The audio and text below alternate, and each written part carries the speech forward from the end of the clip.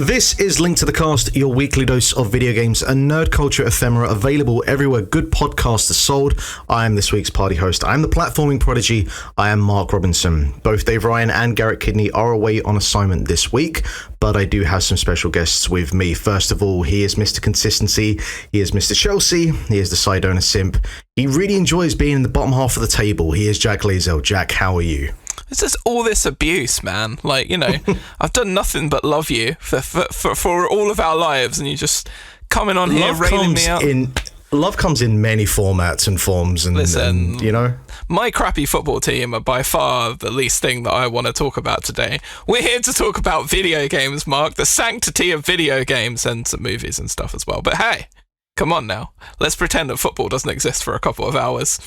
All right, I can do that. Just so my soul can feel at one again. Anyway. I say as I have a live feed of the Champions League tonight. Anyway, just quickly, just to say, apologies for not having a show for the last 2 weeks. We were busy recording our Game of the Year content that will start releasing from January 1st. And there were personal matters for last week that meant that we weren't available to record. But we are here for at least the next 2 weeks before we go on our Christmas break. So do enjoy this content. But with us, because it is that special time of the year, we obviously need to have some special guests, and I think we've done pretty good here. We do have returning guest making his first appearance since episode 200, where he was talking about abduction. I had to go and check that for myself a minute ago just to remember which game he spoke about. He is Captain Kevin Mahan, the host of How to Wrestling, Cinema Swirl, Attitude Era podcast. Kevin, it is great to have you back on the show. How are you? It's great. Oh man, it's giving me an idea. I really wanted to talk about abduction again, because I really feel like I could just fill hours upon hours. Why aren't we all just talking about abduction? What happened? Yeah, I have to say, when I was putting that show together, you know, I was hearing the big hitters. I heard your Breath of the Wilds, Bloodborne, Stardew Valleys, and whatnot. Didn't expect abduction to come up, and that's one of those things that I've long appreciated about you, Kevin, is you know how to throw a curveball, you know how to throw a little swerve in there. I like the way you said wrestling in it, you know? I'm a curvy man, what can I say?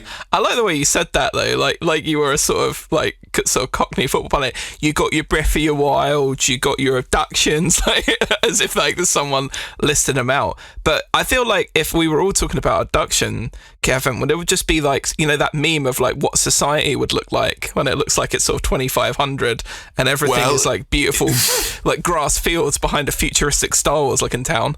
If we were all talking about abduction, we could all agree there'd be a lot more spheres in the world. That's all I can say.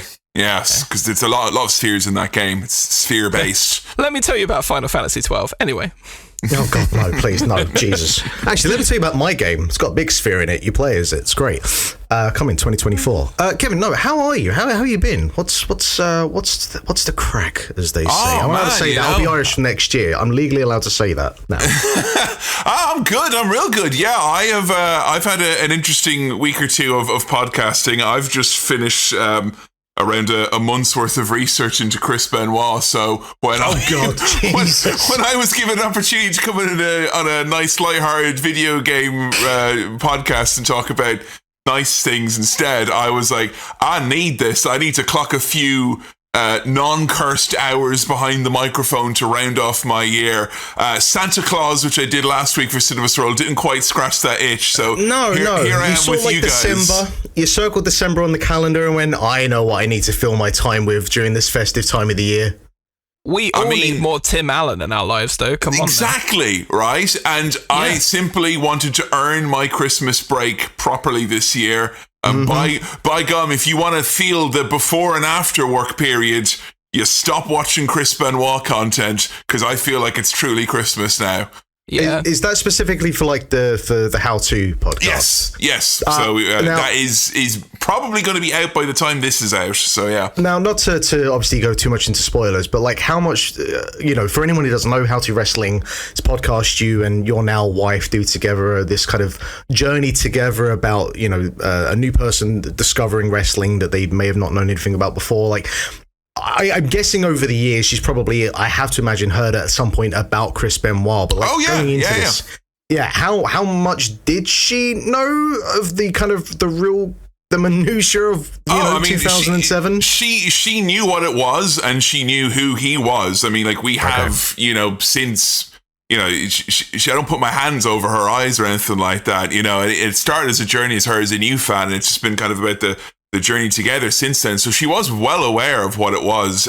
We had kind of not purposely, but maybe just for our own sake of knowing we'd be tackling it, we kind of shied away from like watching all like the documentaries and stuff that were coming out in the last couple of years, because we knew we'd want to do our own thing and kind of wait till afterwards and not, you know, we weren't looking to be talking about it ourselves in our day-to-day lives, let's just say, but we knew it'd be something that we would be coming up against. And it's been challenging because obviously it's a very different episode, and it's not your typical let's watch a bunch of matches and talk about someone's amazing career and some stuff you may not know. It is about the impact of what happened on the wrestling business, because that is, you know, sorry, Chris, that's your legacy now. I'm not going to talk about your great match you had at fucking Road Wild or whatever it is. It's kind of besides the point.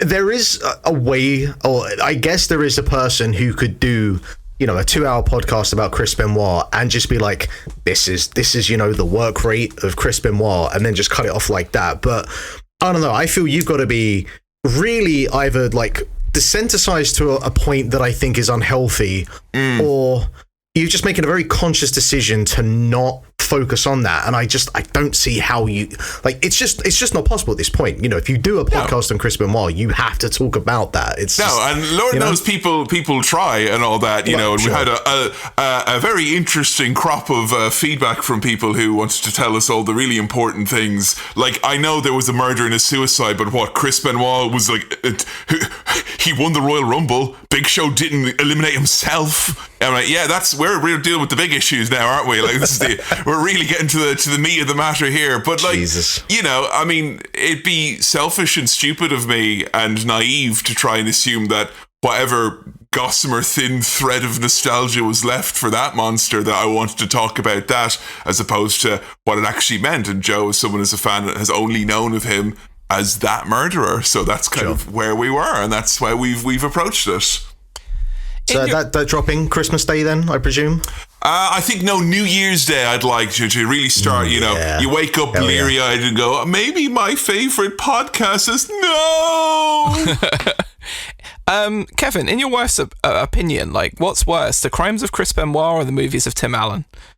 It would probably be the crimes of Chris Benoit, I would say. And the movies of Tim Allen can surprise you, in as much as the only thing that got me out of my Chris Benoit related funk was watching Tim Allen's The Santa Claus. It genuinely brought a stupid smile to my face, because mostly I ignored the movie, and throughout the movie I thought of my favourite Christmas songs but went over each of them. So yeah, that was a good time. I was a Home Improvement watcher when I was younger. I was an Al guy, though, more than a Tim Allen guy. I mean, he was a great beard, wasn't it? Al was a good inspiration for all of us would-be beard havers in the future. And yeah, Home Improvement's one of those shows that everyone I knew growing up watched it, yet no one consciously made a choice to view it. It was just like, so, and like, it's not as the parents like, you go to watch Home Improvement, you just found yourself inevitably watching it, you know. Death and Taxes for older people, Home Improvement and Ernest movies for the young. That was what it was, really. It was just on in the 90s. Like, it was one of those shows that was just part of the 90s, with like The Simpsons and Home Improvement would be like on all of the channels somehow all of the time, and you just end up sat and watching it. Like, and then in sort of 2000s it sort of switched over to Everybody Loves Raymond and Frasier and stuff on and Channel 4 Scrubs as well. Scrubs, I had something specifically like that, but it was more kind of centric to my house, where my granddad would constantly have Comedy Central on.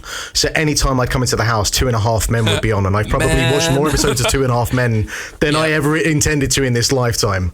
Yeah, I think most people have it's like microplastics. Like, everyone's got like 2 seasons of 2.5 Men that they've unwittingly consumed over the years. Yeah. Just zoom right in on my lungs, and all you can see is little John Cryer heads. Yeah. Do you, not to dive too much into your personal life, but do you get back to Ireland much for like Christmas or the holidays or anything at all? Oh, I try to get back a couple of times a year, but honestly, the last couple of years, what with COVID and all that, it's inadvertently ended up with us forming Christmas traditions here. So I'm going to be going back in the new year, but it was like the last vestiges of getting rid of my childishness, I think, was like, I kind of wanted to do my own Christmas and do my own thing. And I've kind of, the first few years I was like, oh, it's not awful that we've got COVID and I have to have lamb for Christmas like I've always secretly wanted. This is awful. It's an awful 2021 COVID again, and now I can have a breakfast martini first thing in the morning like I've always wanted to, and not have to wait until a certain time. It's just, you get to have the Christmas you want when you're an adult, and I've been leading into that. But I will be back in January to soak up the big January sales, which I'm assuming the high street is still thriving back in Ireland in my absence. I mean, it's probably no better or worse than it is in England at the moment, going by the growth reports I was seeing today. But I'm sure all the HMVs I used to go to are all still there. Oh yeah, Records. Actually, no, they did open one up on which street was it? No, there is one. I think it might have been Grafton Street. Actually, I think they opened one up after recently. They closed the big one down. That's mixed messages. What are you telling us, HMV? Is it next to Blockbuster, Mark? That one, or? And next to Woolworths as well, yeah. And Or Price and Tandy. Yes. Yeah. Where's Quinsworth when you need it, eh? Come on now. Oh, God. That is not the first time you've thrown that reference out on this podcast, Jack. Hey, I know you always have that one in your back pocket. Yeah, exactly. Whoa. If you're talking about Quinsworth, you're 1 minute away from me talking about crazy prices, and then we're really getting into the weeds of Irish supermarkets, and we can make this podcast start cooking. This is what the people have desired all this time. There is crazy prices. Yeah, there's that niche of people that want to hear people talking about Irish supermarkets from the days of yore. I appreciate you kind of talking about like wanting to make your own meals and whatnot for Christmas, because last year was the first time that I cooked the Christmas meal all by myself, and I was like, all I want to do is I just want to take a ham and soak it in Coke for 4 hours. Yes. And it is by far the best. Like I refuse to go back home for like a Christmas dinner now, like, because I know my nan won't do it, and if I ask her, she won't do it. And I was tempted this year. I wanted to make a rum ham, but and then the following year, rum and Coke ham. Like exactly. The evolution will build upon each year. There's a process there. Breakfast martini ham. Oh, now we're talking. We're talking. Might lure him back. Yeah. Quinsworth and breakfast martini ham. What else could I maybe do Jack Daniel's ham? That might be a bit too much. Anyway, we'll crash headfirst into what we've been watching. But before that, I do want to make light or reference of the fact that the very, very unfortunate news as of this morning of this recording, the passing of Andre Braugher, best known as Captain Raymond Holt in Brooklyn Nine-Nine, passed away at 61, which is far too young. Now for myself, Jack, Garrett, I think Dave, but I don't want to speak in his absence, but I know there's three of us. Yeah. I know we're all very big fans of the show. For me, it was like during the pandemic, I went through a kind of sitcom blitz of watching like Brooklyn Nine-Nine, The Office, Parks and Rec, Always Sunny, all like for the first time. My partner introduced all of them to me. So first of all, Kevin, just to bring you into this, are you someone, did you watch Brooklyn Nine-Nine at all? Yeah, I think it was like, I watched maybe like 3 or 4 seasons. This is one of those shows I kind of fell out of, but like, I remember very much appreciating it when I was watching it, because I felt that era of television had disappeared, where like the good, reliable, give me 30 episodes per season of a really tight, nice, funny, silly comedy. And I thought once Parks and Rec sailed off into the sunset that was kind of it. And that like was very much like a much needed show. And I think that it was one of those shows that like as the years went on, you could kind of realize that a lot of people were actually forming that close bond with it. It was a show that people were rewatching, or like sitcom as medication. Like it's one of those shows that I knew people were putting on in the morning or when they're going to bed at night and stuff like that. Yeah. And yeah, I mean, God, 61 is no age at all. Like for me, he was the best thing about that show, you know. And I was a big fan of him from like, you know, Homicide: Life on the Streets and stuff like that as well. And sure, yeah, it's really sad. I'm not sure like how he passed away. I think I heard he had a short illness. That was about just the a short illness, yeah, of what I know. But I always admired how that show managed to somehow withstand the storm of the last 10 years of being a show that people could still admit that they liked and talk about and engage with, even though it wasn't necessarily on paper the most popular thing to be like, I love the show about cops. And that, I think, spoke to the strength of the writing and the performances and the relationship that people built with that show, was that I think it still has a very near and dear part in everyone's heart. And I think that'll only probably grow over the years now, in spite of this tragedy. Agreed. I think actually, like, when they tried to acknowledge all of the stuff that was happening in and around the protests that kind of happened in the same year as COVID, it sort of made the show worse in a way. Like, by doing the right thing, they actually kind of squashed that last season a little bit. But it's like how people say with Abbott Elementary they should do a season about a school shooting, and I'm like, I'm not sure that's what this show is for, but I think they were forced almost, it felt, by circumstance to engage with that topic. Like, the thing with Brooklyn Nine-Nine though is, they were very good at actually tackling topics, whether it be homosexuality, whether it be racial tensions, and they usually handled those with a fairly deft touch to them. They were actually pretty good at addressing those sorts of things. And I actually didn't get to the last season, partially because of, I remember when Jack spoke about it and was just like, it's just not that good. Yeah. So I never got around to it myself. But I just think the thing with Andre is just that he had this ability to take any single line and make it funny. Yes. And I'm not jealous of people for much in life, but if there's one thing I am jealous of, is someone who can take a line that I say and I can't make it funny, and then they say it and they somehow make it funny. And I'm just like, I don't know, what am I losing in translation here? And everything. And it did kind of seem like times where the show, the crux of it was hanging on just here's just some words, you make them your own. And he could do it with pretty much anything. Because it was like an Andy Samberg vehicle, the show, because at the time Andy Samberg, I think he just quit SNL, and he was in that what was genuinely a horrendous movie that should be lost to time forever with Adam Sandler called That's My Boy. I don't know if either of you have seen that. Oh, I'm aware of it. I've not. That one's I've seen the description of that so many times, and I felt like that alone has had the impact of watching the movie on me. As bad as you think that would be, Kefin, just from seeing that worse. I will say worse.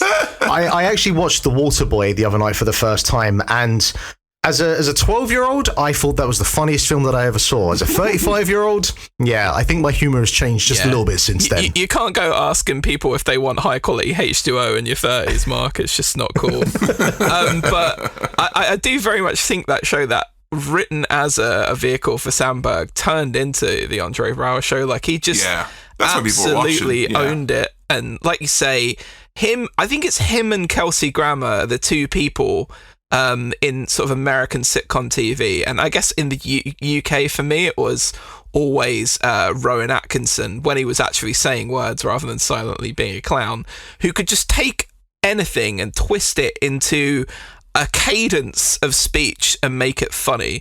In Vindication, I think of that big line that he has from the end of one of those episodes, or just any small weird thing. And it's a bit like, that period of The Simpsons where the writers just got super into writing things for Mr. Burns, and all of the funny, weird stories were kind of Mr. Burns based, to the point where he's doing full musicals about See My Vest, etc., etc. I think the mid to late point of Brooklyn Nine-Nine is what the fuck can we give Andre for him to just absolutely say and be really weird and nail? And sometimes he would just make sounds, or there was an episode where they were trying to suss out what his laugh would be, and then he just comes out with something really strange combination of sounds that twists into a laugh somehow, and it was just a larger than life personality in that show. And 61 is no age. And by the way, I was shocked when I found out he was 61. I'm thinking late 40s, early 50s. He looked so healthy, and it's just a real tragedy, man.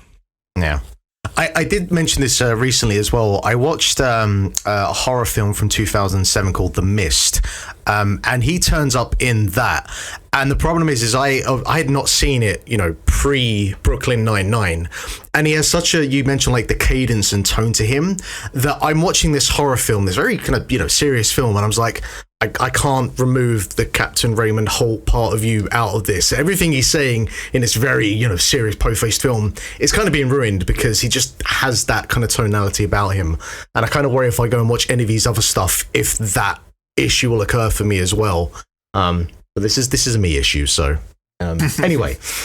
Kevin, I'll jump over to you first because you got two things, and I got one of these here that I am kind of curious about, which is Napoleon. Oh, baby!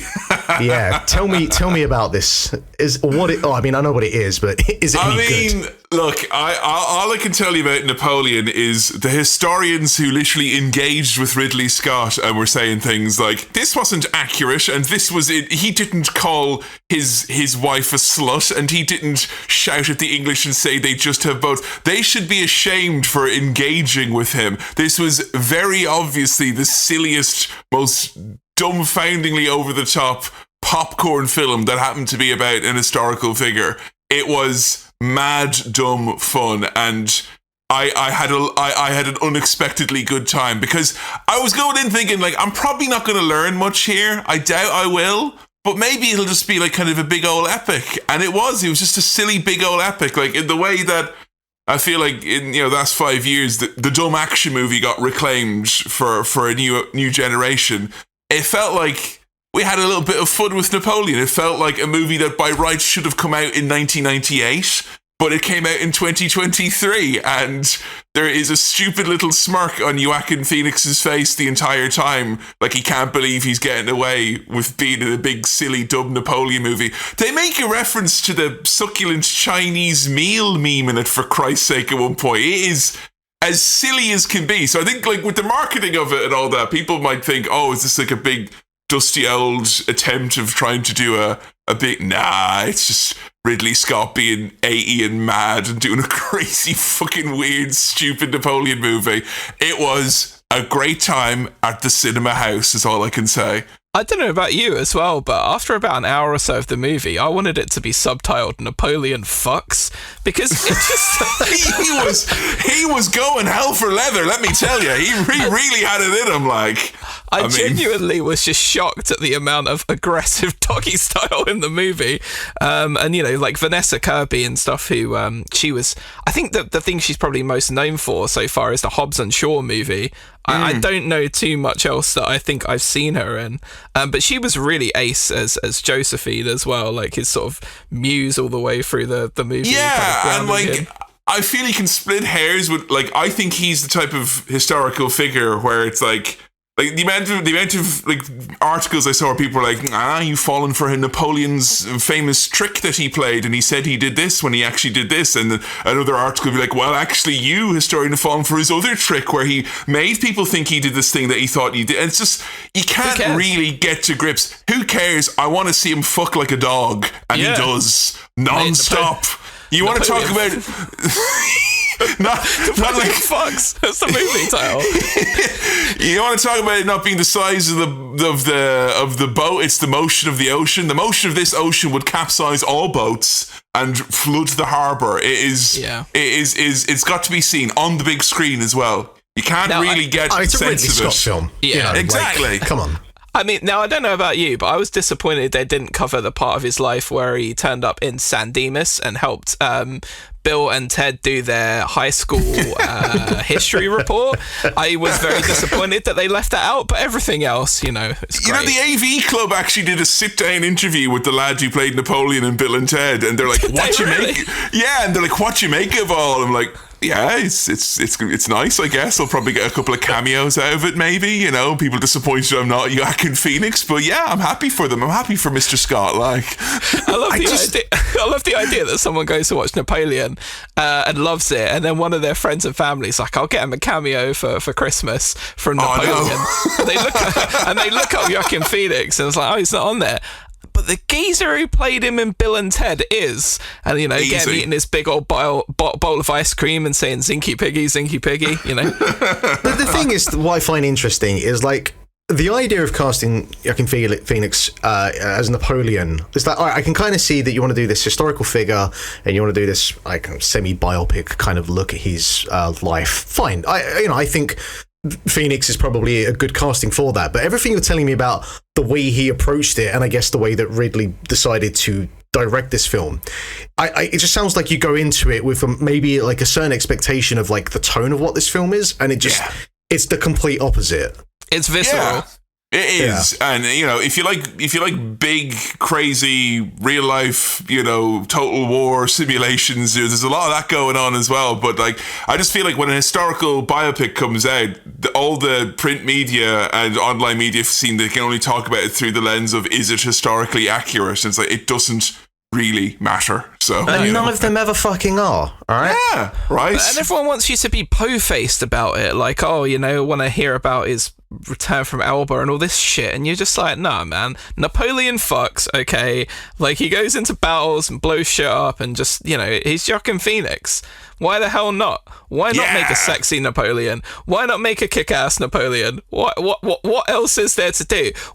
To me, like, I felt the visuals were pure Ridley Scott, but some of the decisions were like, is this a Michael Bay Napoleon movie a little bit as well? And I found out afterwards he made it in 60 days. I'm like, oh, fucking hell, yes. What? I don't know why. I know, I was just like so happy. And I'm like ringing, Dad, you have to see it. It's really, you love it. Imagine being that good of a filmmaker, you can just knock Napoleon out in 60 days. Like, just That's like amazing. It's nothing. Yeah. Come on.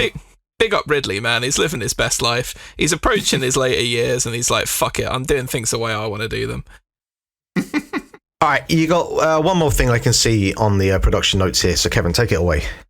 Oh, I mean, I've just started, because I noticed it was on Amazon Prime, and unlike all the other stuff on Amazon Prime, they didn't put it on the side of the buses in Manchester where I am, but they added all of Fargo, the series, which I've felt is as good an anthology as there is going these days, but I felt the last couple of seasons were good, but they didn't really feel like Fargo. This new season, one with John Hamm in it, and the guy with the big hair from Stranger Things. It's I'm only 3 episodes in, but I can tell you it's an absolute laugh riot. It's very, very good, very tense, very much feels like Fargo in the grand sense, but it doesn't feel like it's just retreading kind of the old ground. I felt some of the earlier seasons of the Fargo series were stuck between either trying to emulate the movie directly or trying to go so far away from it, it just felt like any other show. But this one is a nice mix in the middle. It feels like it's learned some of the lessons of some of the kind of,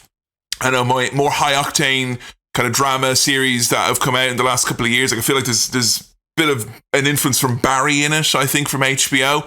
And I mean, could all go to shit after the 4th episode, who knows, but I'm loving it so far. How is Juno Temple in it? Because I mean, I think she's great.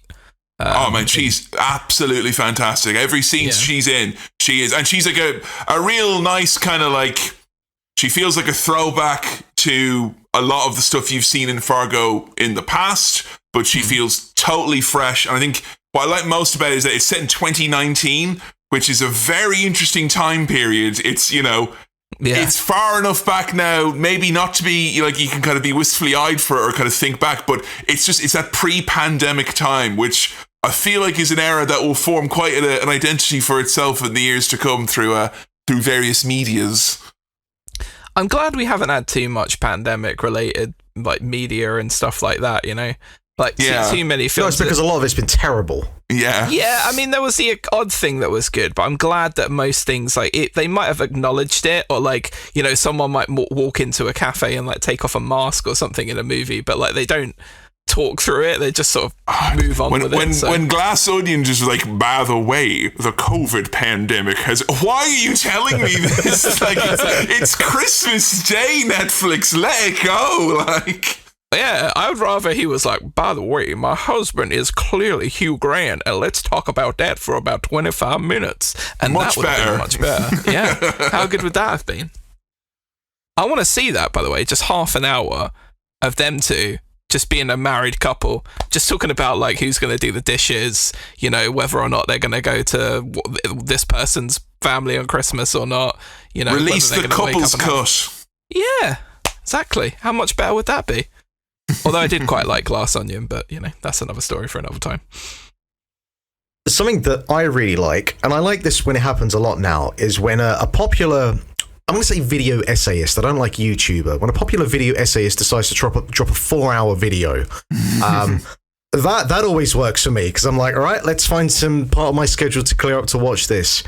So anyone who doesn't know, there's a video essayist, a YouTuber called Hbomberguy, who has done a bunch of videos over the years on topics ranging from the anti-vax movement to Roblox, I think, was his last one that he did before this. Have you seen the Roblox one, by the way? I haven't. Every time I open up YouTube, it's there in front of me, ready to be watched, and I just haven't got to it yet. Say nothing and hear nothing about it. It's an experience, is all I can say. It goes places. Yeah, because I've watched. I don't know if it's people make games, or it might be them, or there's at least one of the kind of like gaming documentary type channels that I follow that did do a Roblox, like 2-parter, I think. So I have watched that. So I'm kind of clued in on Roblox, but yeah, I should probably get to that at some point. He thinks he's clued in. Honest to God, Mark, if you think that is an hour and 45 minutes about Roblox, you are going to go on a journey, my friend. All right. I will get to tell that. you. Please watch it. And by the way, you're also missing how much he fucking hates Sherlock. Man, that guy hates Sherlock like you read about. He spent an hour and a half just ripping every single detail of how bad the Sherlock series was. And I'm a person that kind of enjoyed it, but I quite like Sherlock. Oh, well, that's what I kind of like it as well. But I'm sitting there going, well, he ain't lying. You know, these are all things that we have to deal with. I will put that into my docket to watch as well. I think the thing he might be most well known for is the small video clip, now I guess meme, of him putting an axe through his wall to counterpoint something that Ben Shapiro, in the many stupid things he said at one point. But anyway, so he has this 4-hour video out that is basically about YouTube and plagiarism. And the moment I saw that and I started watching it, and I hadn't, I guess kind of subconsciously thought about the fact that, yeah, this probably is an actual serious issue on YouTube, but it's, it's not nothing that I am associated or attached to. It's just like that I'm going to, spend my days kind of thinking about. But basically, throughout the process of this 4-hour video, he goes through a couple of different channels and just looks at the blatant, flagrant plagiarism that happens across YouTube. And the kind of the sort of single unifying factor that existed through these channels is this race to the bottom to make content, and make content on a regular basis for the ad clicks and the product placement or sponsorship deals that come with videos. And he goes through a couple of different channels. He starts off with Jesus, what the hell is his name? God, I had it here a second ago and it's gone. It's the Angry Video Game Nerd they start off with, isn't it? Well, that was the second one, but the first one was the IGN guy whose name I can't. Oh yeah. Yeah, Philip Mushin, yeah. Who that was from a couple of years ago now, where basically he got found out for plagiarizing. His Dead Cells review that was on IGN was plagiarized off of not even, I think, a fairly prominent YouTube channel. Pretty obscure thing, the type of thing you can get away with back in the day, I know, right? And he, went through that, and that one's kind of fairly well known. It's just, all right, we know what's going on here. Yeah, but then he went. But the best thing about his whole saga were the apologies. Like the first apology that got taken down, and the second apology that they then found out he plagiarized his apology. Didn't even shave his head. It's not even a proper apology. The best. It's like at some point you have to think maybe this isn't the line of work for you. Maybe go and I don't know. It's one of those things where you don't ever want to be the main character on the internet ever. Like if you are the main character on the internet or Twitter or something, you fucked it somehow. Yeah. After that, he went on to the Angry Video Gamer Nerd, who is, and as Hbomberguy says in the video, that is someone, when I started using the internet and started watching YouTube and whatnot, that I had his videos on repeat. That was a lot of the kind of early stuff of the internet where I learned about video games actually did come through the Angry Video Gamer Nerd.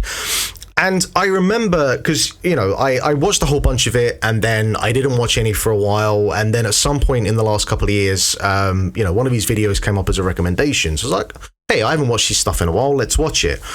And I could tell immediately that something felt different about it, something felt off about it. And I basically just put that up to like, well, hey, look, here's a guy who's probably in his like late 30s to early 40s now, has kids. The whole sort of like young, angry gamer nerd shtick doesn't quite work when your hairline's starting to recede. And like, I didn't begrudge him, letting other people write for him, because I thought, you've made your fame. You want to turn this into a 9 to 5 now and not the all day, all night passion project. I figured he'd earned that, but I think it was just... I knew that there was a bit of whiffiness with some of the monster madness, whatever they mentioned in the Hbomberguy video. Cinemassacre thing, Oh, man, it was just because it was like...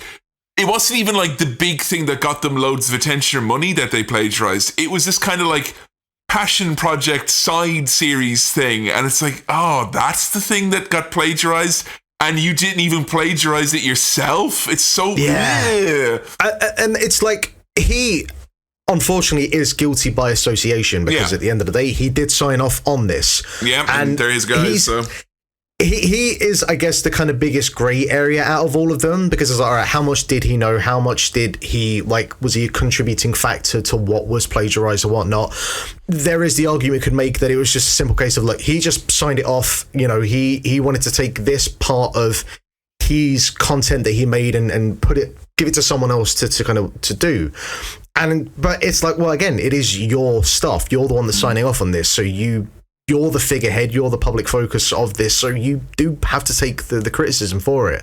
And as was pointed out, he's still happy to take all the big ad revenues and stuff. Well, gets in there is that as well. Yeah. It's going to be like, if you're going to... I think people... YouTube and generally... content now is so much more personality driven than it used to be. People don't buy into... Some people will buy into what you're talking about. The sort of people that will say, stick to, I don't know, tell Kefin, stick to wrestling. Don't talk about anything else. How dare you talk about abduction? But the vast majority of people listen to content because they like the people delivering the content. And I think when your voice... is as prominent as his was, and it becomes almost like washed out a little bit by the fact that other people are writing it does lose a little bit of its luster. And even worse when you find out that somebody that he was working with is like plagiarizing all of his stuff.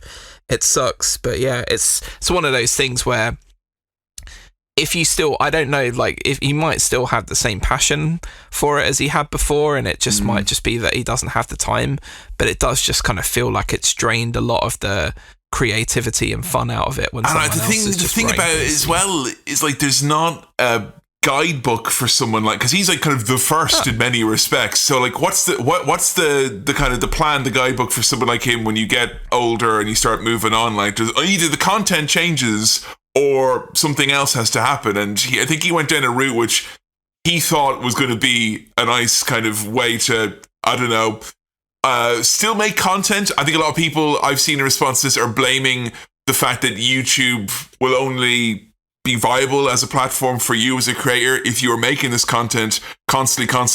Yeah. But to your point, as well, Mark, about it being one of the first things you remember seeing on the internet. Same for me as well. Like I played the Silver Surfer on NES because of that man, because of an idiot. But like, I was checking his videos the other day, and they've had to start to edit the old classic ones, the ones that have like 20 million views or whatever, because they've been demonetized because of all the swearing. So now they're going back and they're editing those with new words over them to try and still be monetized. And that basically says, look, it is a money-making endeavor. And I understand that to an extent as someone who has, turned something that was a podcast into my job or whatever it is. But it feels like, I don't know, like it was a lot of people probably like yourself had not seen his stuff for a while, checked in to see what was happening, and it's like just worse than you could possibly imagine, isn't it? Like, and it's the thing, it's just when you're a 40-year-old man saying like shit and whatever fucking, 2 swear words he throw together at any kind of moment's notice, there is something a little bit, it's a young man's game, unfortunately. Yes. Like that tone that he goes for. I don't know, man. If you've ever seen the thick of it, Peter Capaldi in his 40s and 50s could throw together 2 words into a new word quite well. The bill that passed the House of Commons is a poopy head. Exactly. Imagine that's like 11th series of the thick of it, and they've just completely. Armando Iannucci is creatively bankrupt, and he's just spun his writing out to someone, and we're getting things like Poop Head. Just James Rolfe is on, and fucking It's I think the thing with him as well, and I'll get onto like the main portion of Hbomberguy's video in a second, but specifically with James Rolfe and the Angry Video Gamer Nerd, there was that kind of. And I guess it's all kind of like tangentially connected to stuff like Newgrounds as well. There was this kind of underground, kind of punk rockish kind of movement of this, I don't say counterculture, but just like, hey, here's this platform where basically anything goes, and as long as you've got a camera and you've got an ability to write a script and you have like some basic level of video editing skills, you can put something together and have a very large platform have access to it in a way that wasn't possible before. And there is something kind of inherently punk rock about that. And, don't be throwing punk rock out, because it just reminds me of like particular UK wrestling promotions who used to think that they were... Jack, you read my mind, because that was the comparison I was going to make. Who used to think that they were punk rock when very much the second that somebody came round with the money, all of a sudden... But that's the thing, and I was going to use that as a comparison, like these two very kind of like edgy but like very kind of low budget style productions that at some point just the dollar sign started to appear, and anything that kind of made them feel credible, made them feel authentic in that kind of punk rock experience, it just got washed away. And it's money happens, time happens, and what can you do about it? It's my favourite, one of my favourite Noel Gallagher quotes, where he's like, I just started a band because I wanted to pull a few girls and afford to buy a weed, and then 2 years later people were hovering around me with 11 man bags making me sign things. That's just unfortunately the way it is, like when a creative endeavour becomes business.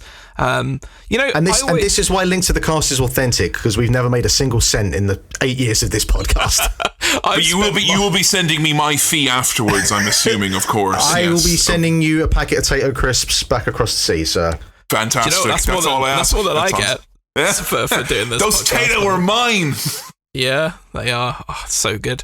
Anyway, but so like the last 2 hours of this 4-hour video essay is about a queer commentator called James Somerton, who wasn't someone that I was aware of, but from when the video came out and the reactions to it and the responses to it, apparently a lot of people were aware of and were very much aware of the, shall we say, blatant fucking plagiarism that was happening.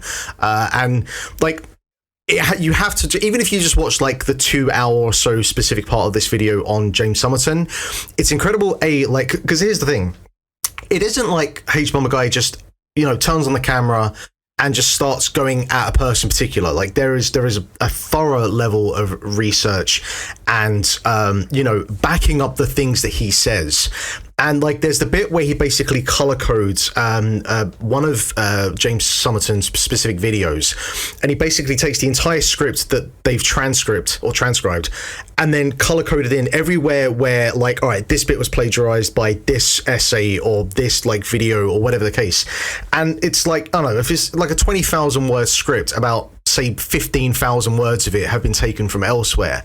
And it's just like, how did it take to this point for someone to, I mean, I'm sure people have called him out before, but I guess it's just having this kind of level of investigation kind of skills and talent to kind of broadcast it in such a kind of clean and elegant way.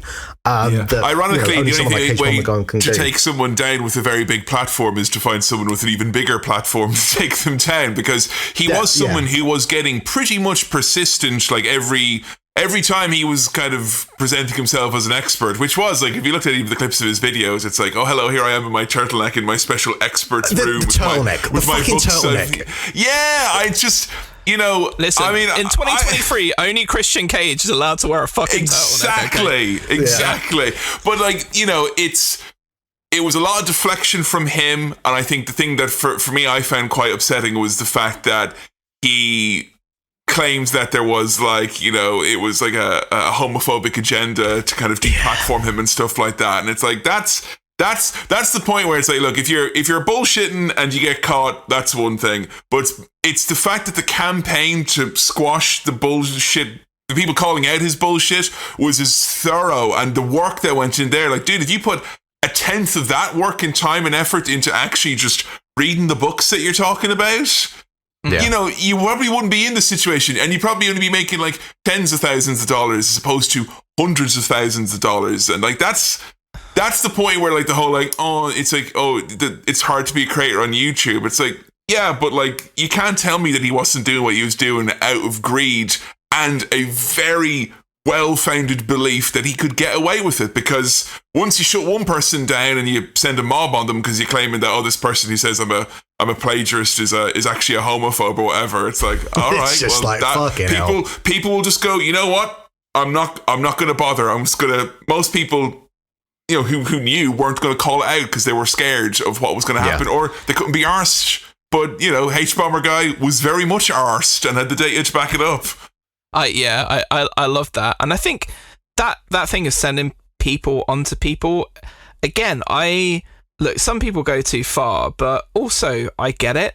Like, if you're a fan of someone and you feel deeply emotionally connected to their work, and you feel like someone else is calling them out in a way that is hateful towards what they stand for, then I can kind of understand why a bunch of his fans would have gone after people.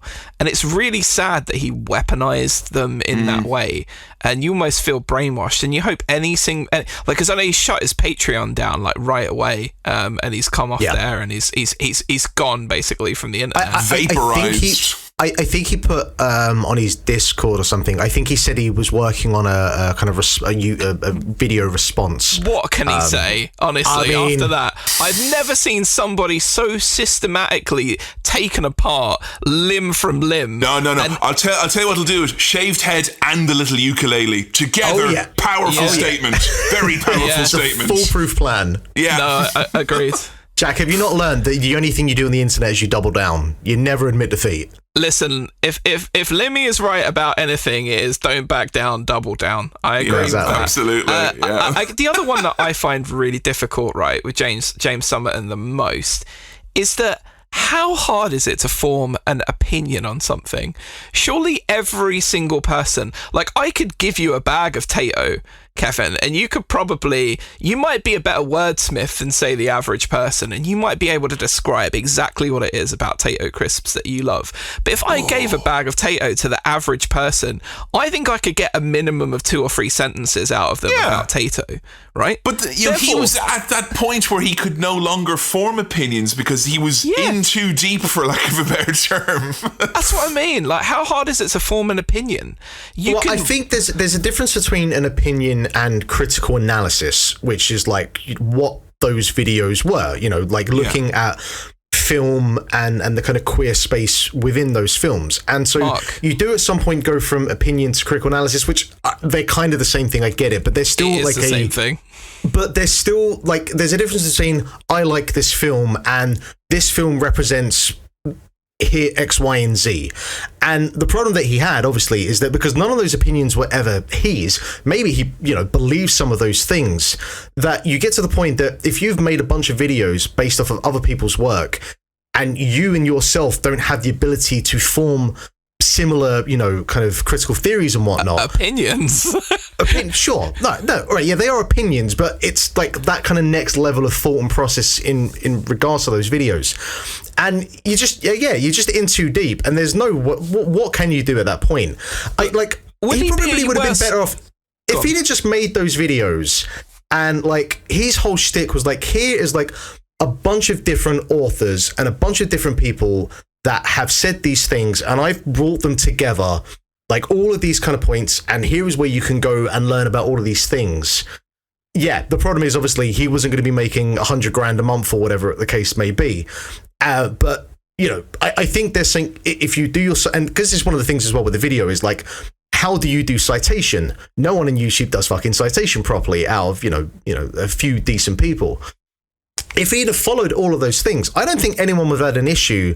You would have been very clear that, all right, a lot of these opinions aren't his, but he's done a really good job of kind of bringing everything together and giving you places to go and learn more about this kind of stuff. But obviously the problem is that he wanted to take credit for this as his own stuff to make the money for it. But the reason people liked him, and again, it goes back to the point I made first, it's personality-driven content.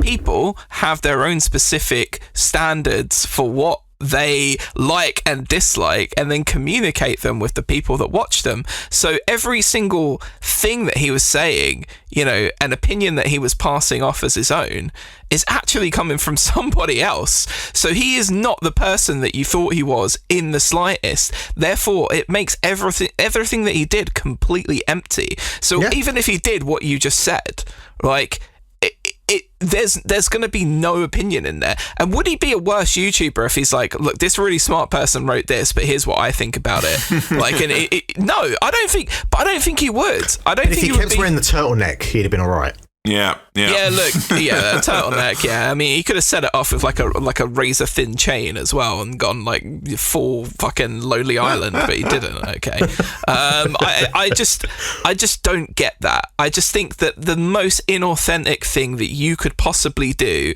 as a content creator is not represent your own opinion, and I think people are so much more savvy now the older they get, that they realize when somebody is authentic and when somebody is inauthentic in what they're saying. A lot of people, like the younger people in the world anyway, seem to have that ability and that trait. So when something like this is so deviously done, such intelligent, such thoughtful, such brilliant work from a really marginalized community is represented as someone else's opinion, it makes it extra sickening. And I think that's the reason that Harris went even harder at this guy. Yeah. Well, I think as well, just like Harris himself, you know, the more the research he did, the more he uncovered. You know, I think there was a point of what he wanted to accomplish with that video, and then just the deeper that he dug into it, and you know, the fact he kind of said at the end of it, the thing he realized is that, you know, all of these people were not making money, or James was profiting off of their work, and so the fact that he said like, hey, all the money that's made from this video is going to all of these people, kind of really speaks to just what a sound fucking person that Harris is, that he would, you know, make a statement and a declaration like that. Because he makes like one video a year now, so like all the monetization that, because more people have watched that video in a short span of time than like any of his other videos. I mean, this one blew up in a way that none of his other videos have before. Yeah, like, and it will become its most viewed video, like if it carries on at the pace that it is. So that is, it's a super, super cool gesture that he would do that.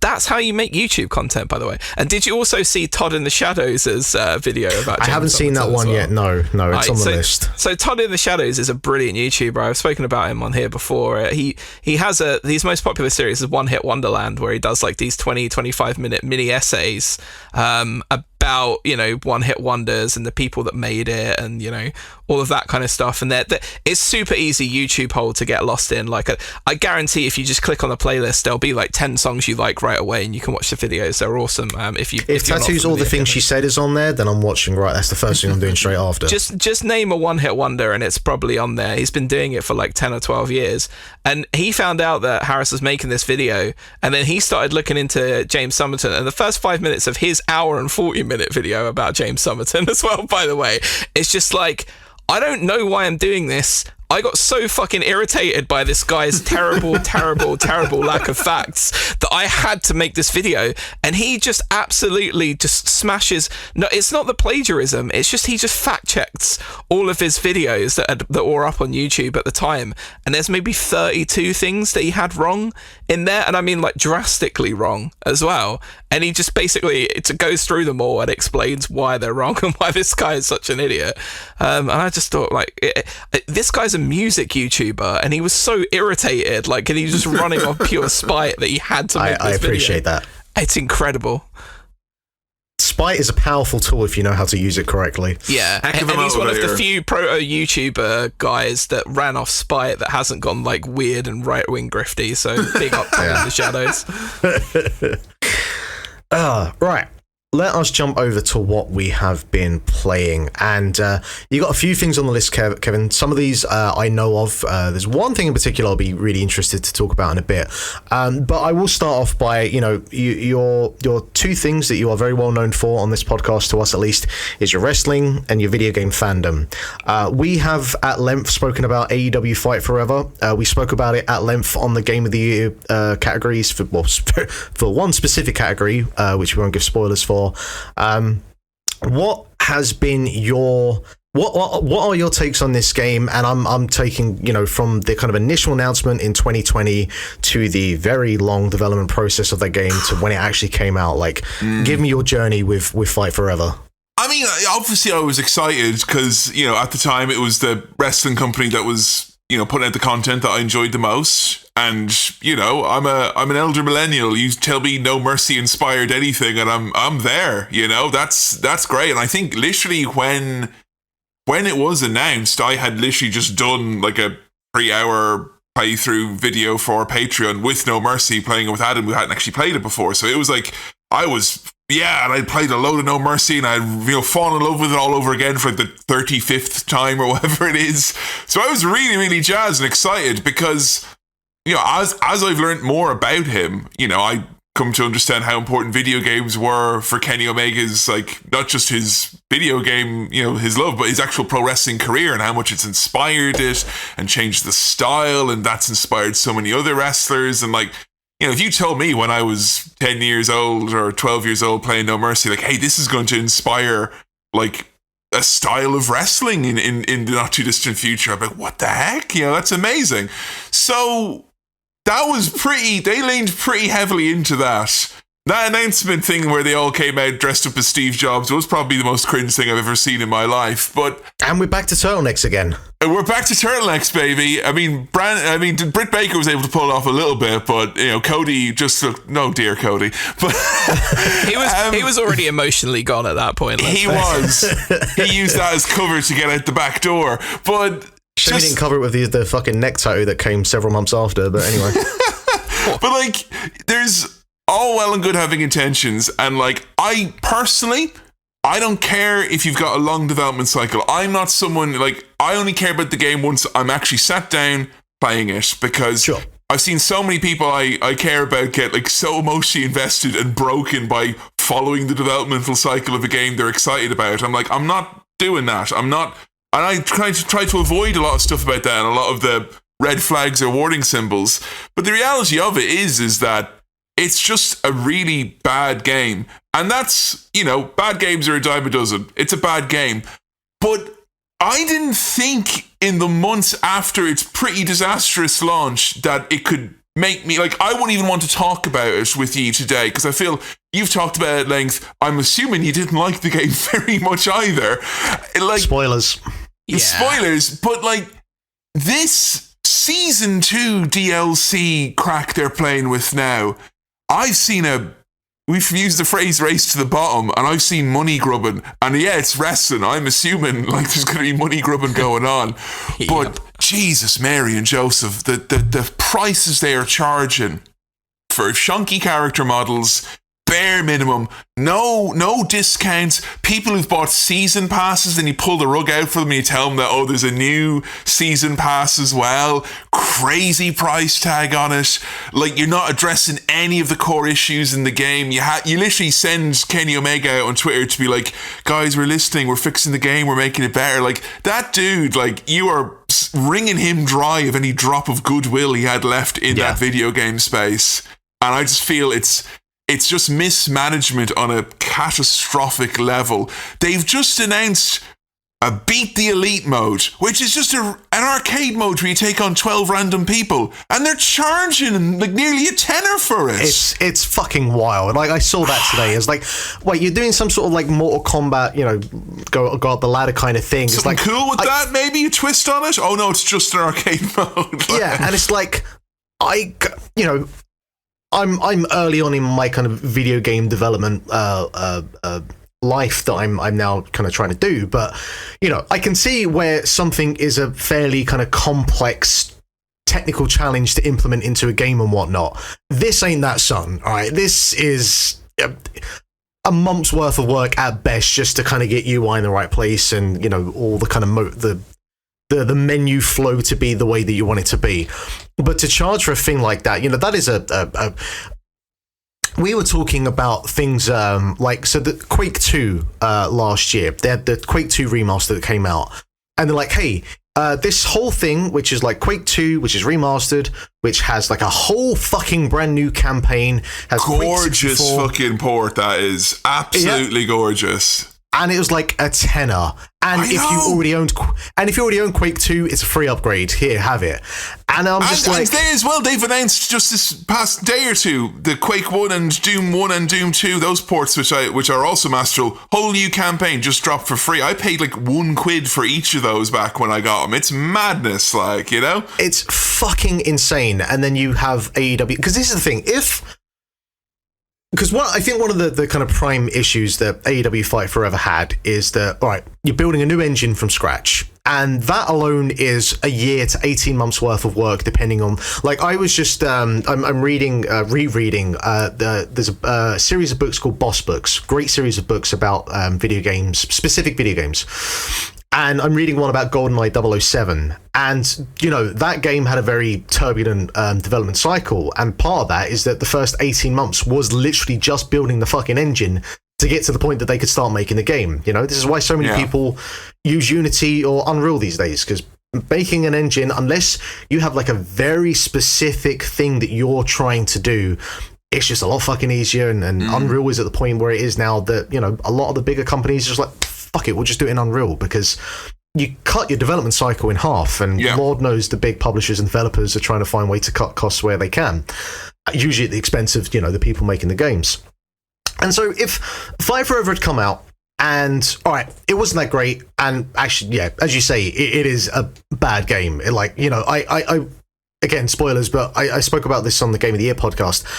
I played it for about an hour and just went, this just doesn't feel right. Like there's like an AI prompted version of like, hey, give me a 2023 version of No Mercy, and it gives you this just, it's sort of doing No Mercy, but it's just not. And then I immediately went and played like half an hour of No Mercy and had like an epic Triple H Cactus Jack street fight, and I'm just like, yeah, this is what I played from my childhood. This feels right. There's momentum. Like, that's the biggest issue with Fight Forever. There is no momentum. Matches last 4 minutes long. Floaty feeling, you know? And, like, it's particularly upsetting to me because knowing wrestling fans, as I do, and being one, I know how many people are going to see all the negativity about this and go, nah, that's my company. I'm not going to let the Vincels win, and I'm going to buy season 2. And they will. Like wrestling fans are so goddamn loyal. Like, honestly, they are loyal to an absolute fault, and people are going to chuck out hard-earned money for this. And that's the reason they put out, because they, like, someone said to the video game people, like, oh no, they will buy it, and people will buy it, you know, and they'll keep doing. There'll be a season 3 as well until they've recouped their considerable losses, I imagine, from actually developing this thing. Yeah, because you know, there was the one part of me was like, just get this game out, which clearly was like over whatever budget you had and over whatever the whatever the original release point was. We're way past that now. Just get the thing out, and if you can recoup enough costs, just start immediately working on Fight Forever 2. Just because, you know, that's what happens a lot of times. You get the first game out and it feels like a bit of a proof of concept. There's a couple of things in there that work, but it isn't quite all coming together. Just because, again, you know, a lot of the time is just spent getting the engine up and running. Well, you've got the engine now. Let's, you know, spend another 18 months or so, get that second game out that kind of, you can immediately see what the issues are. You've now got all this player feedback telling you, hey, this is not what's working. But they've just decided to go the season pass route and these DLC packs that are just, like, pathetically priced. I'm sure there's a more apropos word, but it's ain't gonna be no Fight Forever 2, and I think that's the decision that they've made. And I just seeing the passion from the people who are like, I can tell you for sure, one of the reasons Kenny Omega signed with that company and took the job that he did was because he had the ability to make this game, and to go from something that like could have been a difference maker and where he wanted his career to go, and he was that passionate about it, to like you can just see it's like he doesn't want to talk about it. It's like it's a bad subject, and I feel like there's no one out there who's like saying, hey, there may be some problems, but I believe in this game. Like, there's no content creators out there who are making their bread and butter from Fight Forever. I thought it was amazing how like every like wrestling YouTuber was like had their copy of Fight Forever and had a 20-minute video ready. Like, great coordination on the day of release and all that, but like you can't make artificially a fandom for something if it's not good. And this is, I think, has been an exercise in seeing that you can have a lot of goodwill with fans for your product that is associated with this thing, but it ain't there. You know, it really ain't there. I have just seen stacks of that game in the shops near me, you know, and I don't think they ordered too many in to begin with, is all I'll say. It feels like there's more coming into the shops than are going out of the shops. And I say that as someone who is a pathetic AEW fan in 2023. It gives me no joy to say that. Oh dear. Well, hey, look, here's to season 5 with who isn't in. Is Jeff Jarrett in the game yet? They can get volume in at some point. Well, now we're talking, eh? We have a difference maker. Move some of them numbers, you know? Oh dear. All right, next on the list, I'm going to cross this one off first because it's a game I'm familiar with and I really like, which is Lonely Mountain Downhill. I think this game fucking kicks ass. I haven't played it in a while, but it's great. It's so goddamn good. I was just, you know, I got my PlayStation Wrapped and my Nintendo in review today and just having a look there. And I was trying to think, like, when deciding what my favorite games of the year were, or the games that I think have stuck with me the most. It's like, what's the game that's given me the greatest variation of feelings and I've enjoyed my time with the most?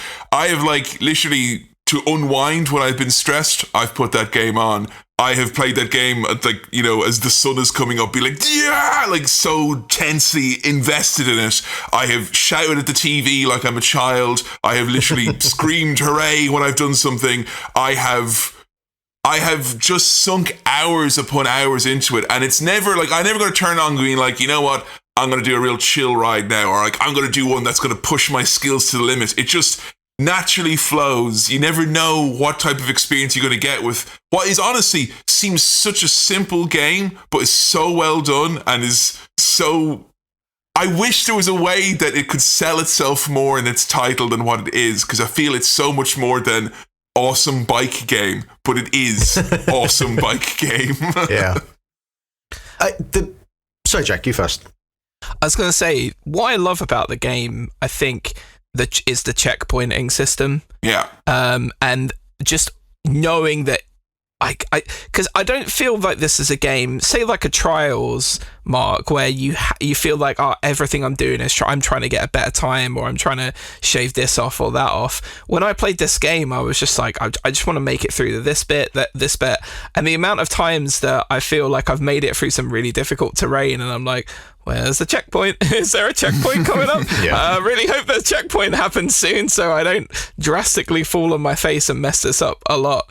But yeah, that was the only tension I ever felt playing that game. But it's just like the art style, the visuals that they go for, like that kind of sort of like washed out, but sort of really like homely looking thing on the mountains. The color palette is like really simple. It kind of reminds you of like an early PC color palette. Yes. And like, you know, when you could change themes like on your early PC, and then everything would be like nice pastel shades, or it would be like nice like browns and stuff. And it has that very, very pleasant color palette that it's really good to look at, and it challenges you just enough to keep you invested, but not too much where you want to like lob your controller necessarily out the window kind of thing. It's I've never felt frustrated with it, you know, like it's rare that a game challenges me but doesn't frustrate me, because like I would think of a game like a Hotman in Miami, which I feel is like the most challenge I felt playing a game the first go around, and I felt great getting better, but you know, I screamed it more than a few times while playing it and felt bad and embarrassed about myself afterwards. And a nice stream of content that's come out with it, like I'll log on to that game, I've played it in a month or so, and it's like, hey, there's a couple of new hats, here's a new track. If there is DLC, it's always like a quid for a new mountain to go down, or like £2 or whatever it is. And like, you know, I got it on the PS Plus, and I've probably spent, maybe like £5 or £6 on it, just getting the extra bits because I enjoy it so much. And like, yeah, it's a fabulous game, and I feel like it's one that if it was taken off that service, I'd immediately buy it. It would be the first thing that I would do if it went off there. I wouldn't even be upset that it was gone. Like, can I recommend a game to you? It's still in early access at the moment, but it's a game called Driftwood. And it is like more of a 3D environment. So it's more kind of like your traditional third-person game, but it's still a downhill thing. It's still like in the countryside and the mountains, and you are a sloth on a longboard. Oh, come on. You've sold me. You have appeased the gamer and zoologist within. I mean, realistically, what more do you need? Yeah. And it's because it's still in early access, I couldn't really talk around it on Game of the Year, but it is such similar vibes. I was after we'd finished one of our podcasts, it was just me and Dave that had done it that week. I downloaded it kind of as we were going, and I booted it up, and I was just so blissed out just chatting to Dave and playing this game. And then when you're a we sloth. finished, of course you're gonna be blissed out. when we finished the call as well, I put the soundtrack on, and the soundtrack is perfect. It's like that sort of like coffee shop indie rock sort of acoustic music that can just nicely twinkle away in the background and make your sloth feel more wholesome somehow. So that is a high recommend, sir, if you enjoy it. Thank you very much for the recommendation. I will be checking that out. I'm going to wait for the 1.0 on that, but I'm really looking forward to playing that when it officially releases. It's a good time. The thing I wanted to come back to quickly about Lonely Mountain is the game that kind of has given me the game it kind of closely resembles for me in terms of the way I play it is actually SSX.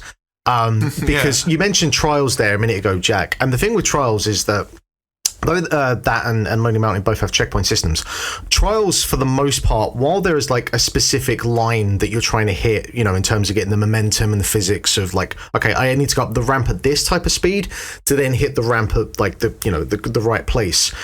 That typically there's like one line, maybe one or two lines per course in Trials. But with like SSX and Lonely Mountain, there's multiple ways to skin the cat. There are more optimum routes than others, but you're constantly like, okay, I'm going to go left here, and then I'm going to go right, then I'm going to go left, and you can, you do a track like 10 different ways, 10 different times, because there's just, so many branching paths you can take. And I probably found Lonely Mountain to be the most frustrating because I was constantly being, shall we say, quite ambitious about like the particular steep parts of specific tracks. Like, yeah, fuck it, I can do that. I got this. And then, go careening down on my face because it's like, right, that was maybe a little bit steeper than I ambitioned.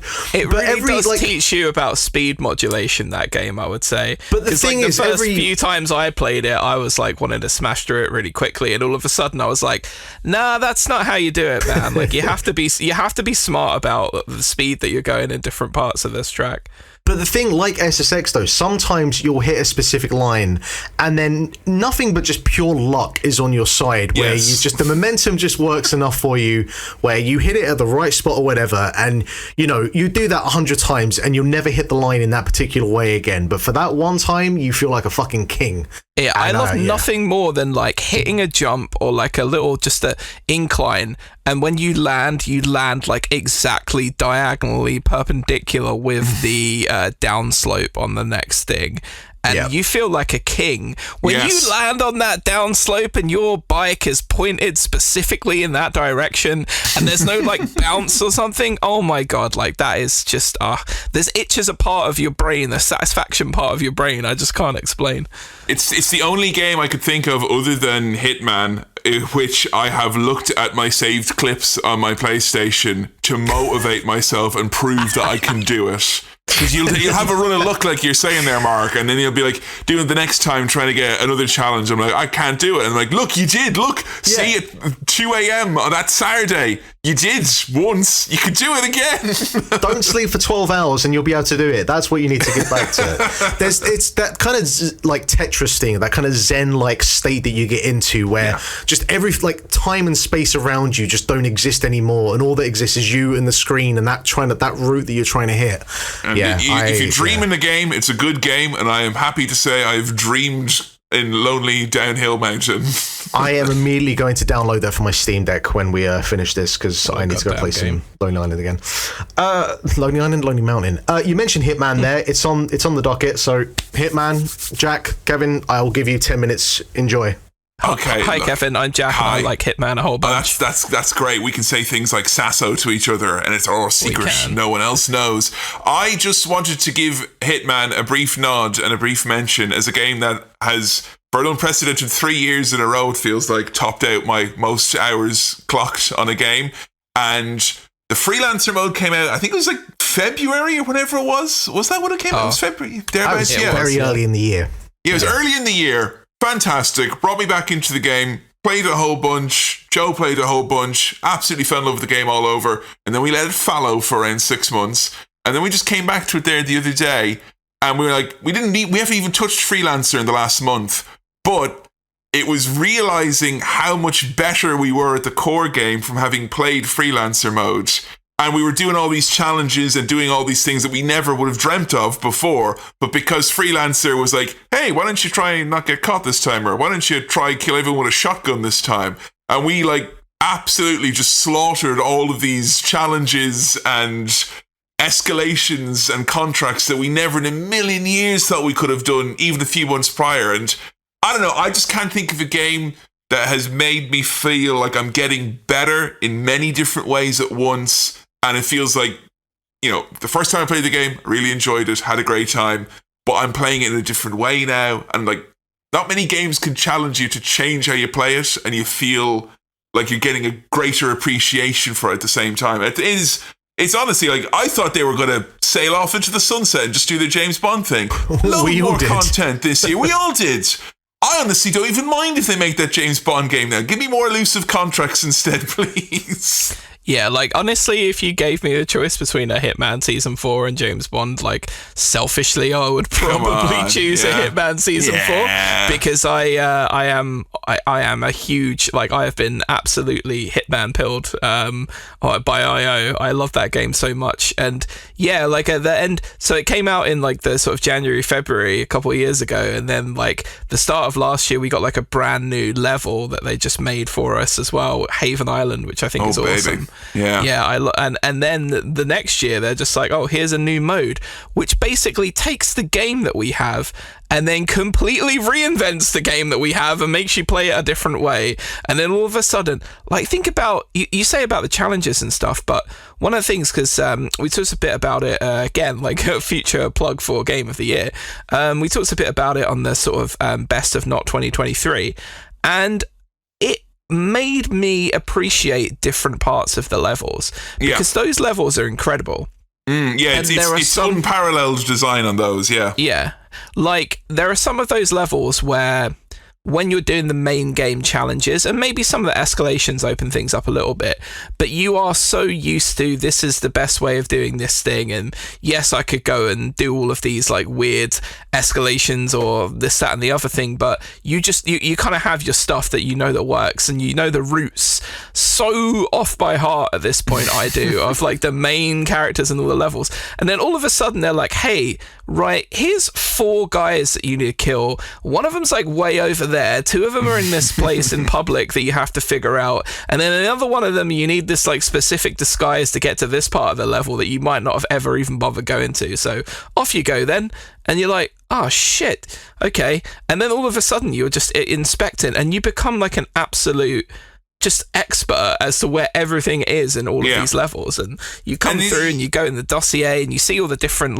locations, and aside from Colorado, I want to play them all because I love all of the levels. You learn without feeling like you're being taught, and I think that is the best thing that can happen in a game that has as many complex mechanics as it has. And let it be known, 2023 was the year that IO decided to release an entire new RPG kind of inspired style mode for its game, while other game studios are just re-releasing games, tacking that on and charging full price all over again. I honestly feel with the modern games landscape that IO has made some sort of dreadful mistake and I owe them £40 for some reason, because I've been playing the same game for 3 years now and I've not put my hand in my pocket once. And you go back on there and you're oh, I haven't played this for a couple of... Oh, there's a new elusive target. Oh, there's 3 new escalations. Christmas jumper! Wow! Yeah. Oh, I can unlock this. Oh, I can unlock a knife. I can only imagine, because didn't I don't know if all three of them, or at least one or two of them, came to Game Pass some point in like the last year or two, I want to say. I feel like that happened, and I'm guessing just at some point they must have got an influx of money that just kind of allowed them the space. And obviously, I'm guessing, you know, signing the contract to do the Bond film probably secured them fairly well for at least the next couple of years. And obviously, just the success of Hitman as a whole, that, you know, they're just in a space where they can do this kind of thing. And, you know, the goodwill. I can't think of many development teams better than IO in terms of that relationship they have with their players, in terms of just that kind of goodwill that exists. And it started so rocky in 2016, because I remember, like, I remember Joe bought Hitman. I'm like, okay, here it is. It's like, there's one level. When's the next one? Like, in a bit. Like, and we're like, okay. Have we been scammed? And that's so far away from that now. They've made, like, now if you buy the game, you get 3 games. What the heck? I'm not even mad. Yeah. No, and you get the 3 games in the World of Assassination trilogy for like a normal price game now. It's insane. And it's so much content, and the 3 DLC levels and stuff as well. Yeah. And you can buy any of the additional missions, and there's so much to do in Hitman. Like, if you buy like the whole package, is probably like 40 or 50 quid. Yeah. I bought it on. I've obviously had it on PlayStation this whole time, but I think I bought it on Steam Deck when they had a last sale, and I got like literally every bit of Hitman content for like 40 quid. Wow. And it's insane how much stuff there is that you can do in that. So yeah, it's an incredible. It's one of the best value for money packages out there in the market. Definitely. Yeah. Not a lot of that going around these days. There certainly isn't. I think that, like, this Bond game, I would say it's probably, for me, like the most anticipated kind of new IP. New IP, obviously, it's Bond, but still, like, a new game from a developer.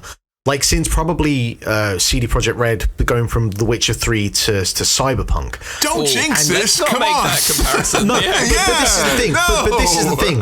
This is the thing. Let me finish, gentlemen. Jeez. I think it's fair to say that Bond game, when it comes out, will probably be in a much better state compared to Cyberpunk, which, in fairness now, some 3 years later, apparently that Cyberpunk game is now pretty good. As friend of the show, Barry, has told me in the last 10 minutes. So yeah, they did a No Man's Sky on it. Like, they made it good. They did, but, you know, in fairness, do take it with a pinch of salt when it's someone who's been playing that game for 3 years, desperate for anyone to listen to them that it's been good. You know? Oh no! I'm pretty sure Barry refunded it at the time and hadn't touched it since. Maybe. Yeah, it's kind of like the first time you met someone, they punched you in the fucking face, and 3 years later they make you cakes every day. Like, I'm still remembering that they punched me in the face, Mark, right in my face. I played through that in January of this year, where it was, you know, mostly glitch free, and it became shockingly apparent 30 hours in that the least of this game's problems were its glitches. That actually was kind of amusing, and I could have probably done a few more. I could have done with a laugh towards the end of that slog of a game. Yeah, that's the thing I remember specifically when that game came out at the start. Is I remember you, Jack, and Barry were just saying that even if you look past the glitches, like, as an actual thing to play, it's not actually that much fucking fun. That was my point. It was just dull, and I had the exact same issues with Starfield. I don't know if you played that this year, Kefin, as well. No, but I've just watched Nakey Jakey's video about it, and I feel when we cross the threshold of open world games being simultaneously overwhelming and extremely dull, that's not why I'm playing video games. You know, I got enough shit to do in real life, you know? Even notorious AAA shill Jeff Keighley could not find Starfield any prizes in his Game of the Year awards show. Yeah. That's when you know that someone's dropped a real piece of shit. All right, we'll get this back on track. You got one last thing here, Kevin, which is a game that I have seen images and clips of over the years, but I know very, very little about, and it's a game called Grandia.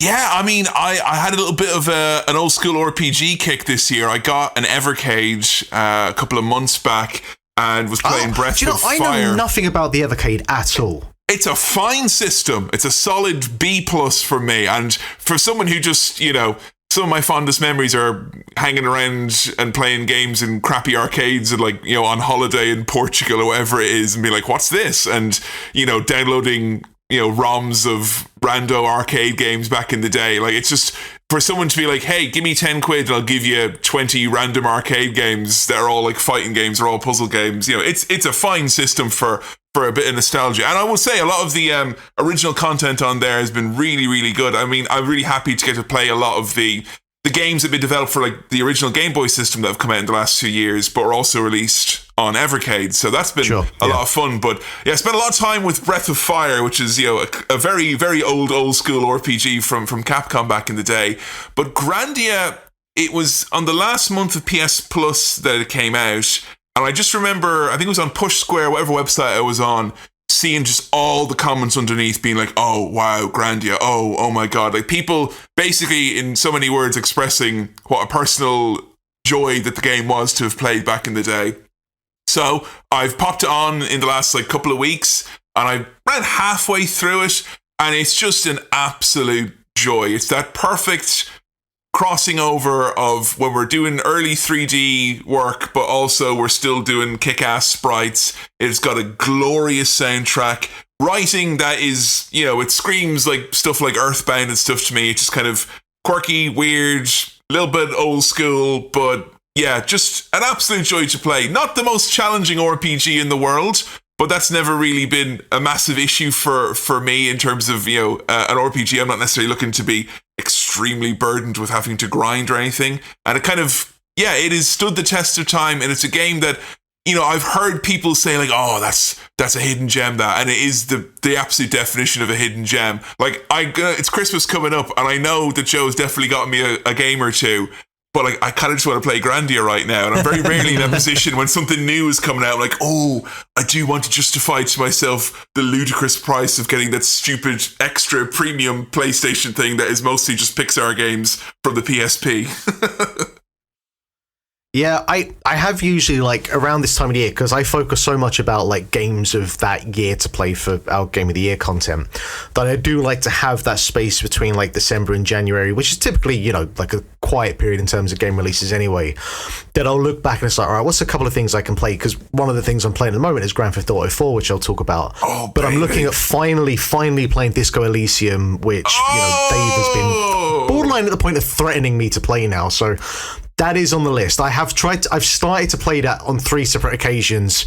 Got to the first, the kind of character creator menu, if you will, and just went, do you know what? I'm not in. It's like when I go to listen to Sigur Rós. I have to be in the right mindset for it. And if I'm not there, it's just not going to happen. I've made too many people sick of that game who haven't even played it.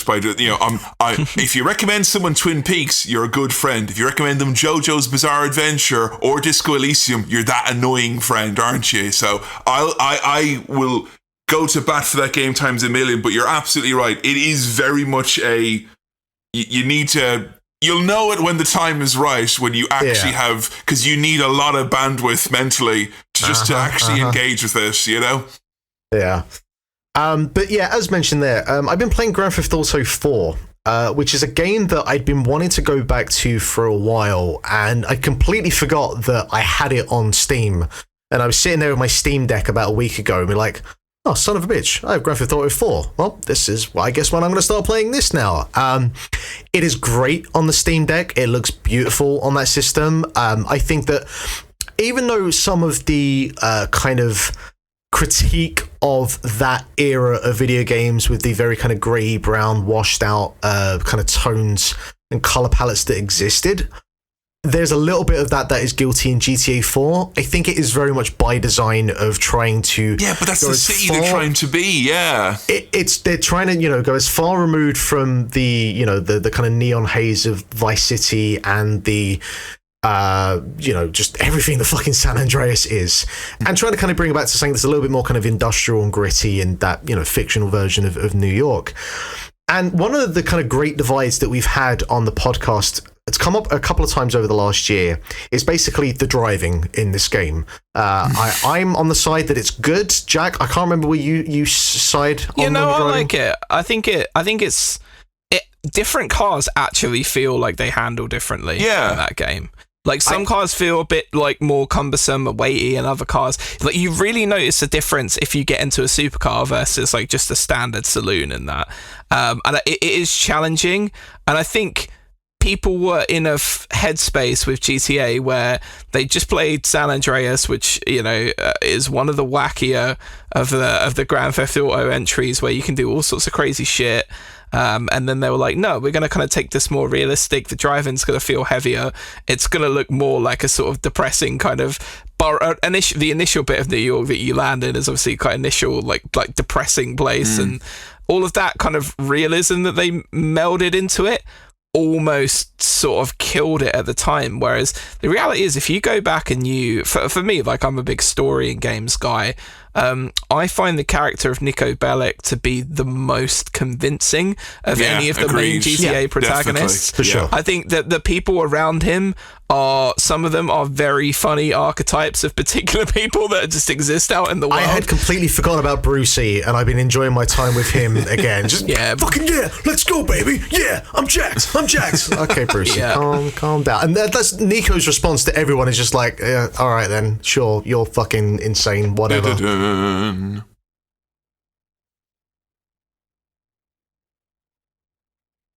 Are we back? Yeah, I think my internet just went there for a second. Well, someone's did. So it got too jacked for its own good. Yeah, there's too much shark testosterone going around.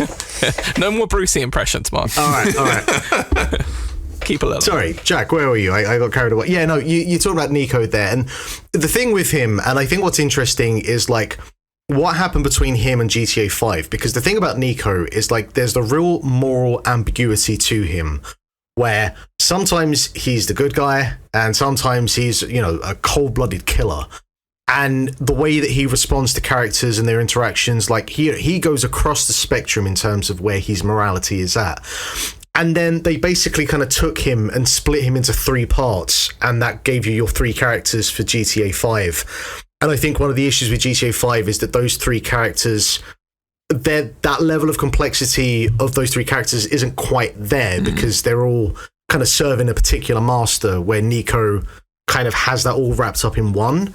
Which I think makes him like a more memorable character than anyone from GTA 5. He's one of the few people who you care about in GTA as well. Like I've rarely in a GTA game felt bad on a character's behalf, and I found myself, and maybe that was one of the reasons why people malign GTA 4 a little bit, is that there is the odd pang of guilt that comes either because the game is telling you should feel bad, or because you just realize that you're maybe telling this guy's story in a slightly different way than maybe it should be or whatever. But yeah, I think he is one of the better like voice acted characters as well. I think that's a huge aspect of it as well for me, and making me a fan of his.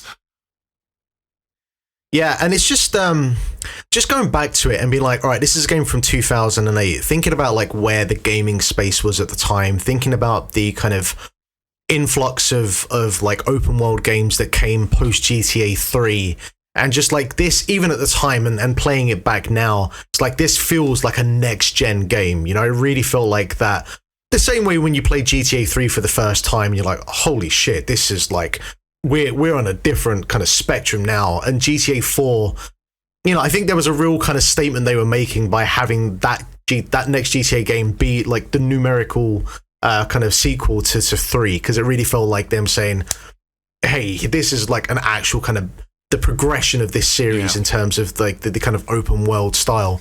And yeah, I've sunk about 10-12 hours into it, and I'm fully back into it.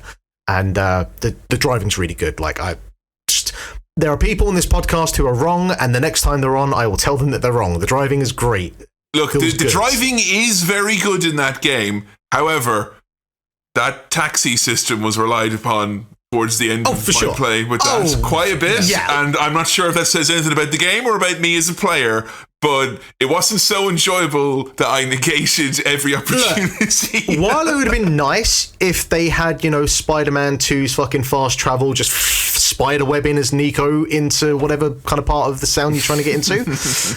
That's not always possible for 2008. So, I'm with you. Like, I've definitely, jumped into a taxi, sometimes accidentally actually just dragged the guy out of the taxi, because sometimes the game didn't register. That very much happens. And I'm assuming as well, to get the achievement, you did the taxi trip that you don't skip from one end of the city all the way to the other end of the city, because that is very important. Done it yet, but I'm not an achievements whore, so that's a 60-minute odyssey right there, folks.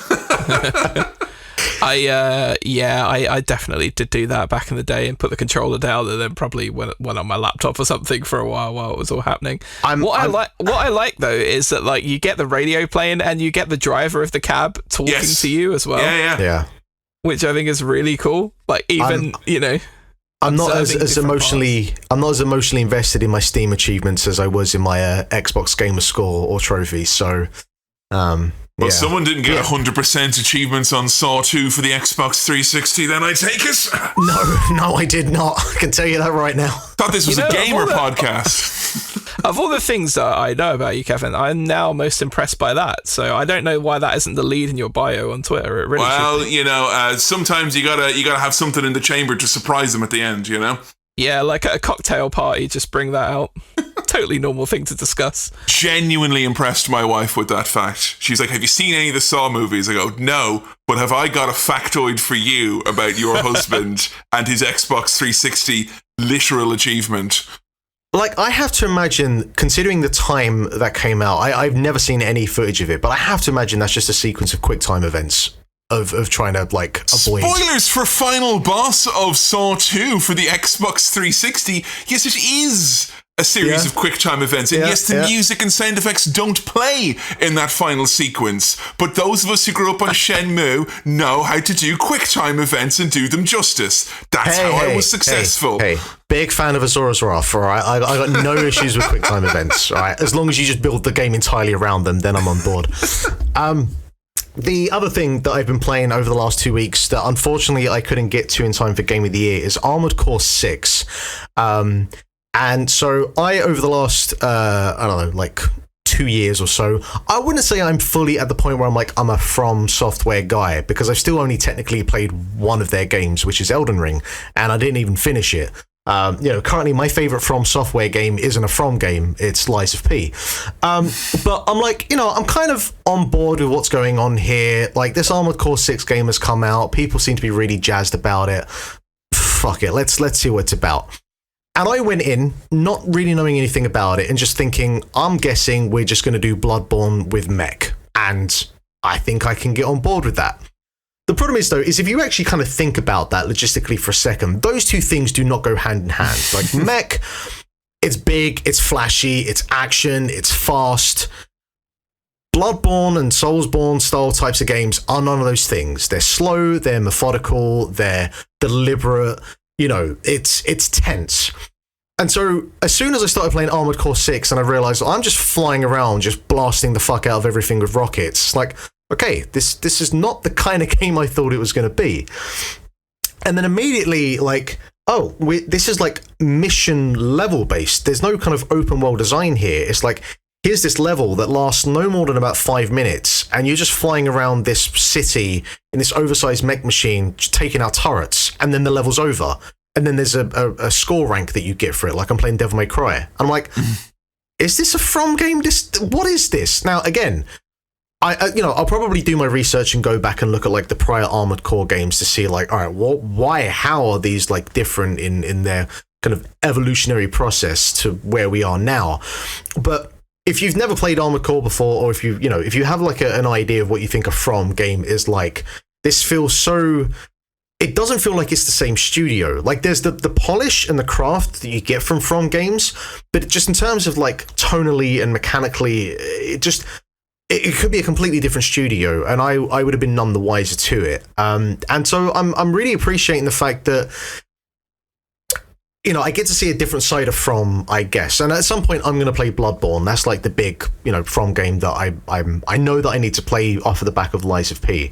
And I know that's obviously going to be way more what I expect from that studio. But to come into this, to have this different experience, to just be basically just in a giant mech suit going around and blowing shit up, I don't know, that kind of speaks to the 17-year-old sensibilities of me that would enjoy a game like that. And it's just, when you play a game and it's a video game, like Armored Core 6 is kind of quintessentially that.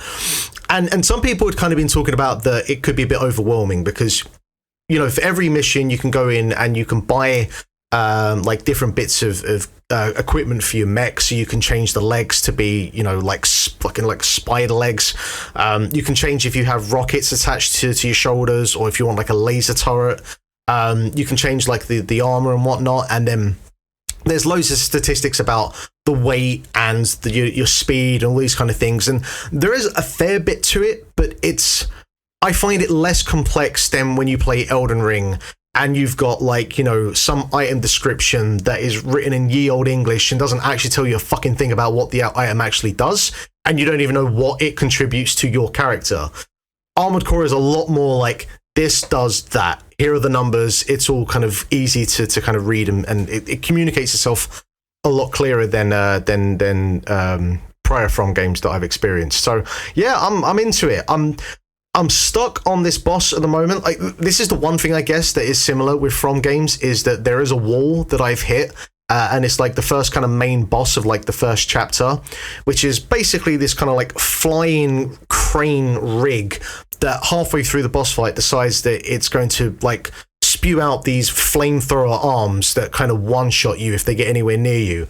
And so because of that, I've not touched the game in about 2 weeks, because after a couple of hours, I was just like, I need to find it something more productive with my life right now, because this just ain't happening. So I will get back to that over Christmas. But yeah, I don't know if I'm surprised by how much I'm enjoying it, because a lot of the things that the game does are the things that I would enjoy in a video game. But I guess it's just approaching it from what I know of From Software, what I think this game would be, and it's not being that. Is a pleasant surprise. But it's interesting you're saying that, because I was on board with you up until the point where like, and then I got to a boss and it was really hard and I got stuck, because I'm like, that's some From Software video gaming right there. You immediately sold me and then refunded me my hopes of playing that game there in that few moments. I mean, look, listen, right, just get your slough and the longboard and just enjoy your life. And a bag of potatoes. Probably well, a lot cheaper as well. Yeah.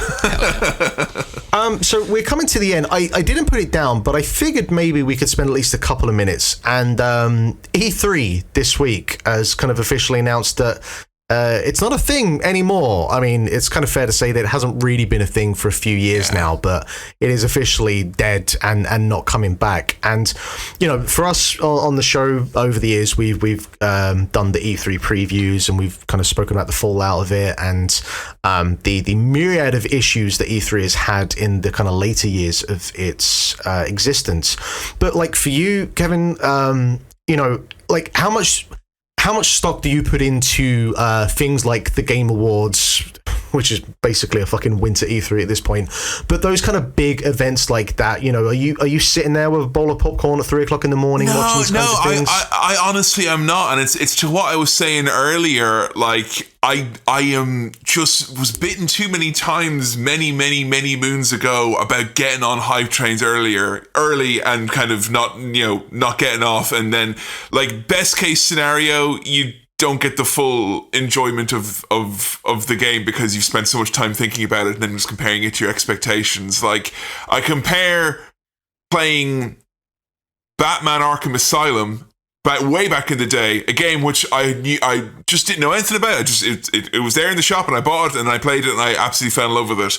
And then waiting for every granular drop of detail about the follow-up. And then just when that game came out, I still loved it, but I spent far too much time thinking about what I thought it was going to be as opposed to just enjoying it for what it is. Yeah. I feel like E3 was very much, it was a relic, and I think the signs were all there that it was all but gone. And I think the only thing that's kind of sad is that they didn't maybe go at the point where it was obvious that they were going to go. It's kind of felt like they were dragged off stage as opposed to politely waving and shuffling off into the darkness.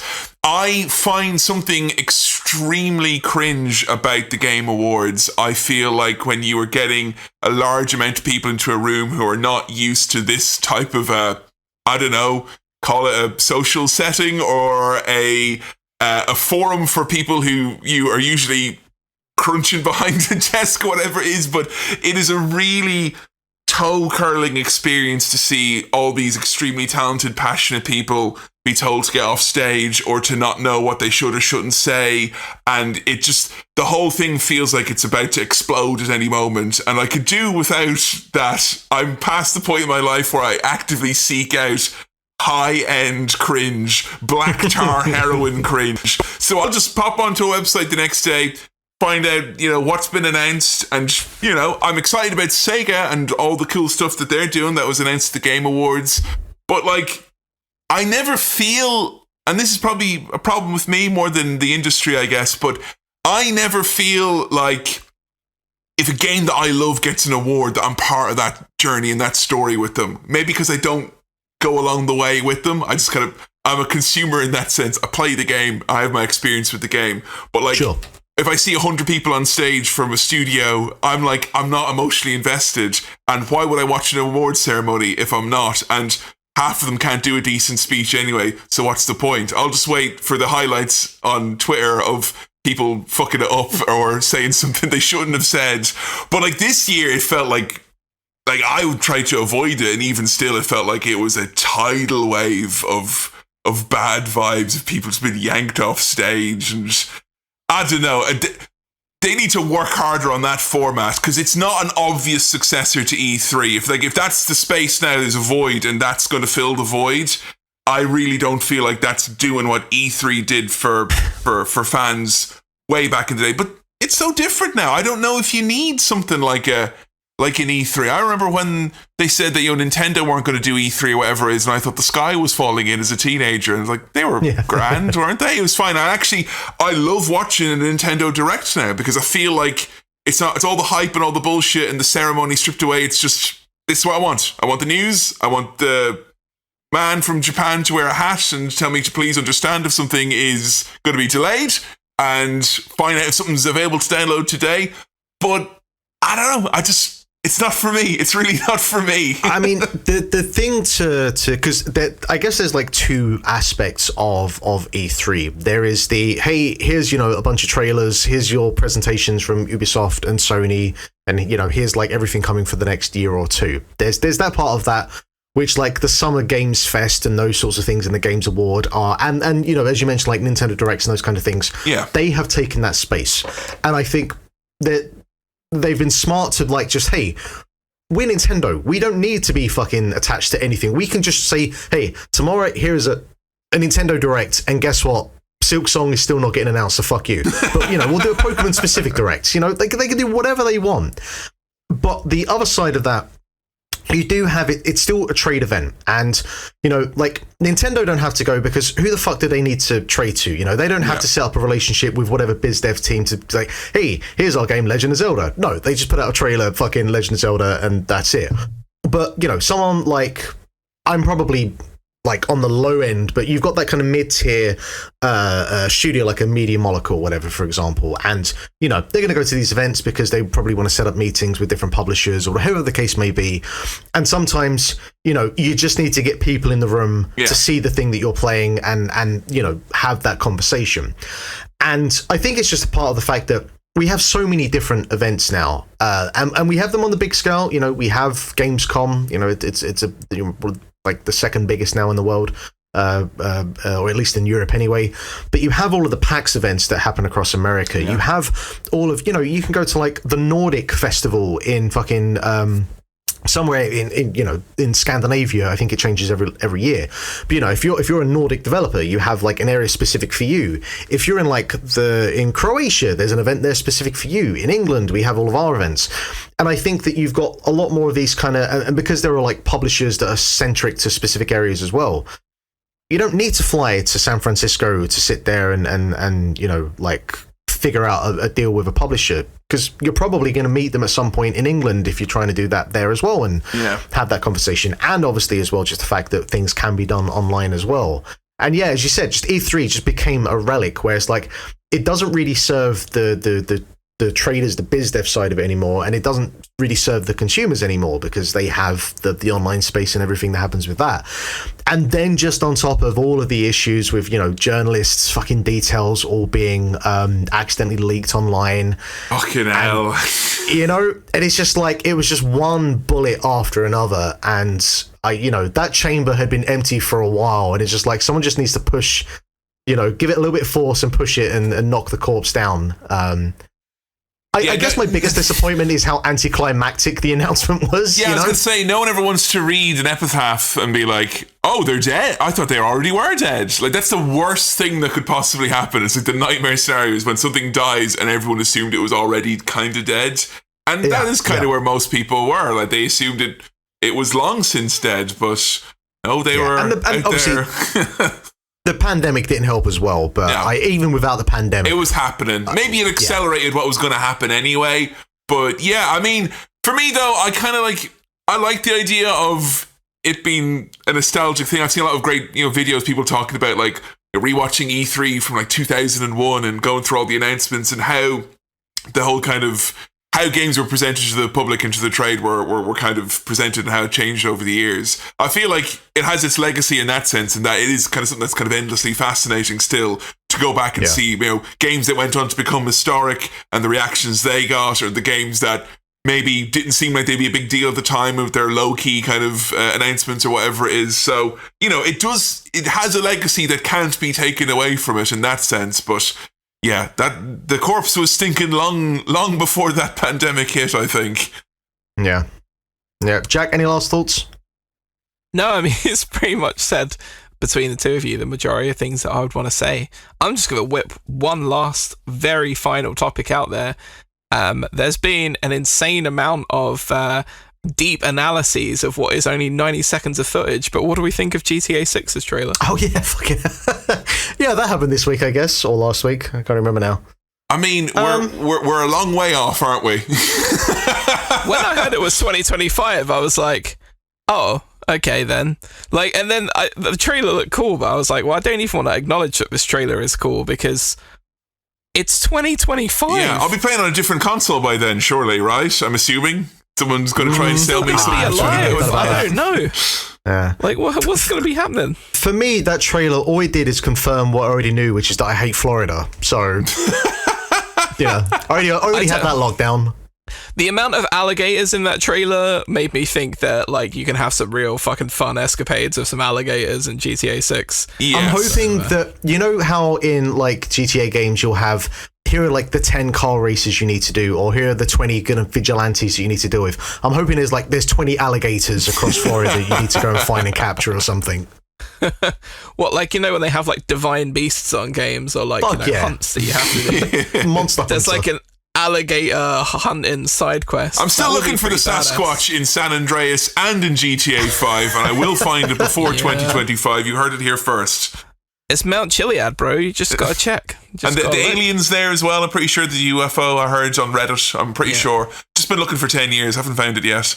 If you want a game where a UFO picks you up at the end of a mission, may I suggest Hitman 3 in Berlin? Yes.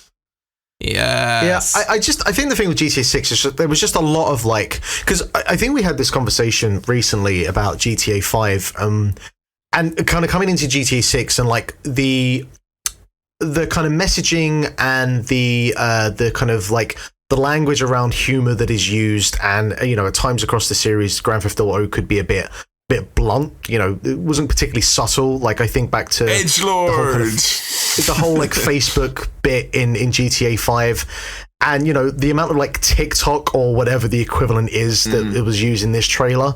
I think the one thing is that I'd imagine that the writing across the two main characters, I'm expecting and hoping that there'll be a little bit more kind of nuance to them in a way that I oddly expect prior characters. There will be, despite having absolutely zero reason to think that. I'm assuming, and like I kind of feel like the discourse around it is irrelevant. I feel like it's such a big thing that it's just going to like flow over our heads like a zeppelin and land when it chooses to, whether or not we say anything about it. It will be what it's going to be, regardless of kind of the speculation. It's certainly, it's certainly going to be interesting seeing. Because Joe played GTA 5 for the first time this year, and she was kind of taken aback by how much of the kind of, it's like 2015, but the volume turned way up. It just felt like 2022. Like, it felt like we weren't really at a level of parody listening to the talk radio stations. And I'm like, this is sedate compared to like OAN or like half of the talk radio stations in America that are actually on right now. So I don't know if that means they have to up the ante or if they look for a different direction. And I took from that trailer the fact that it was more kind of antics-based than America is at a precipice, kind of like the GTA 5 was going about. I think there might be a little bit more wacky. It feels like this is more of a wacky go around. But again, that's speculation 2 years out that'll smell like bad cheese when 2025 comes around, I'm sure. You're in Florida, instantly there's more wacky just baked in just from being there. So there's a Ron DeSantis character then, I'm assuming, right? Yeah? There's going to be missions for... right? Obviously. I'm sure that... do you know what, though? Now you've said it, there absolutely is one. I mean, I was saying there has to be a fictional version of Trump's fucking golf course. What the hell is it called? Mar-a-Lago. Yeah, like if there is not a fictional version of that in the game, I would be surprised. Well, there's a lawsuit with a couple of lawyers who may not have free time in 2024 that'll be waiting to happen in that case. The amount of in-depth analysis that I saw on it, though, there's like a billion videos on YouTube. Like, here's this thing you didn't spot here. Yeah, but people looking at the way that the main character's other half or partner or Bonnie and Clyde style apprentice was holding his gun, and they were like, clearly he's an undercover cop. Look, he's holding his gun in his left hand. Look at his trousers. He's clearly a cop. Exactly, yeah, and I'm just like, Jesus Christ. That's going to pay dividends in 25 is what I'm telling you, right? That guy's going to look pretty cool when he's figured out that he's right, if he can remember he speculated that in 2025. Well, there's so many theories out there that there's probably some of them that are right, so just chuck any bollocks out there on a TikTok and then you can strip it off in 2025 and look like a genius. I mean, isn't that just TikTok in general anyway? I don't know, I don't use TikTok. Too old for that. I'm too old to be using TikTok. I am too old to be using TikTok. On that bombshell, I think we'll leave it there. First of all, Kevin, thank you very much for coming on. It's been a long time coming. Me. I feel like I've tried to get you on a couple of times and then not followed up with it, so that's my apologies for not getting this locked down. Where can people find you? What are you doing these days? Where can people know where to find some Kevin Mahan? Find me on Twitter. I'm at Kevin Mahan. My podcasts, as mentioned earlier, How to Wrestling and the Attitude Era podcast, and Cinema Swirl as well. And hopefully soon you'll see the return of my Gordon Ramsay Kitchen Nightmares podcast, It's Raw, that has a couple of episodes recorded recently in the tank. Hopefully will be coming at you in 2020. Unlike GTA 6. But yes, you can find all those podcasts wherever you get your audio, Spotify, Amazon, Google, etc., etc. They all have their own respective Patreon pages as well. And yeah, check them out. If you're into wrestling or you're not into wrestling, you can find more of me, hundreds of thousands of hours of me on those mentioned podcasts. But thank you very much for having me on, because it's something I absolutely adore talking about is the old video games. And other than absolutely ramming in references unnecessarily while talking about pay-per-views from 2006, I absolutely don't get enough chance to talk about video games. So thank you very much. It's been an absolute delight to be on and talk with you fine gentlemen here today. I mean, look, if we have plenty of space in 2024 and 2025, so whenever you want to come back on, if there's an obscure JRPG from the 90s you want to talk about and you haven't got a platform, I didn't even talk about here. Moon. My wife's going to be so pissed off at me.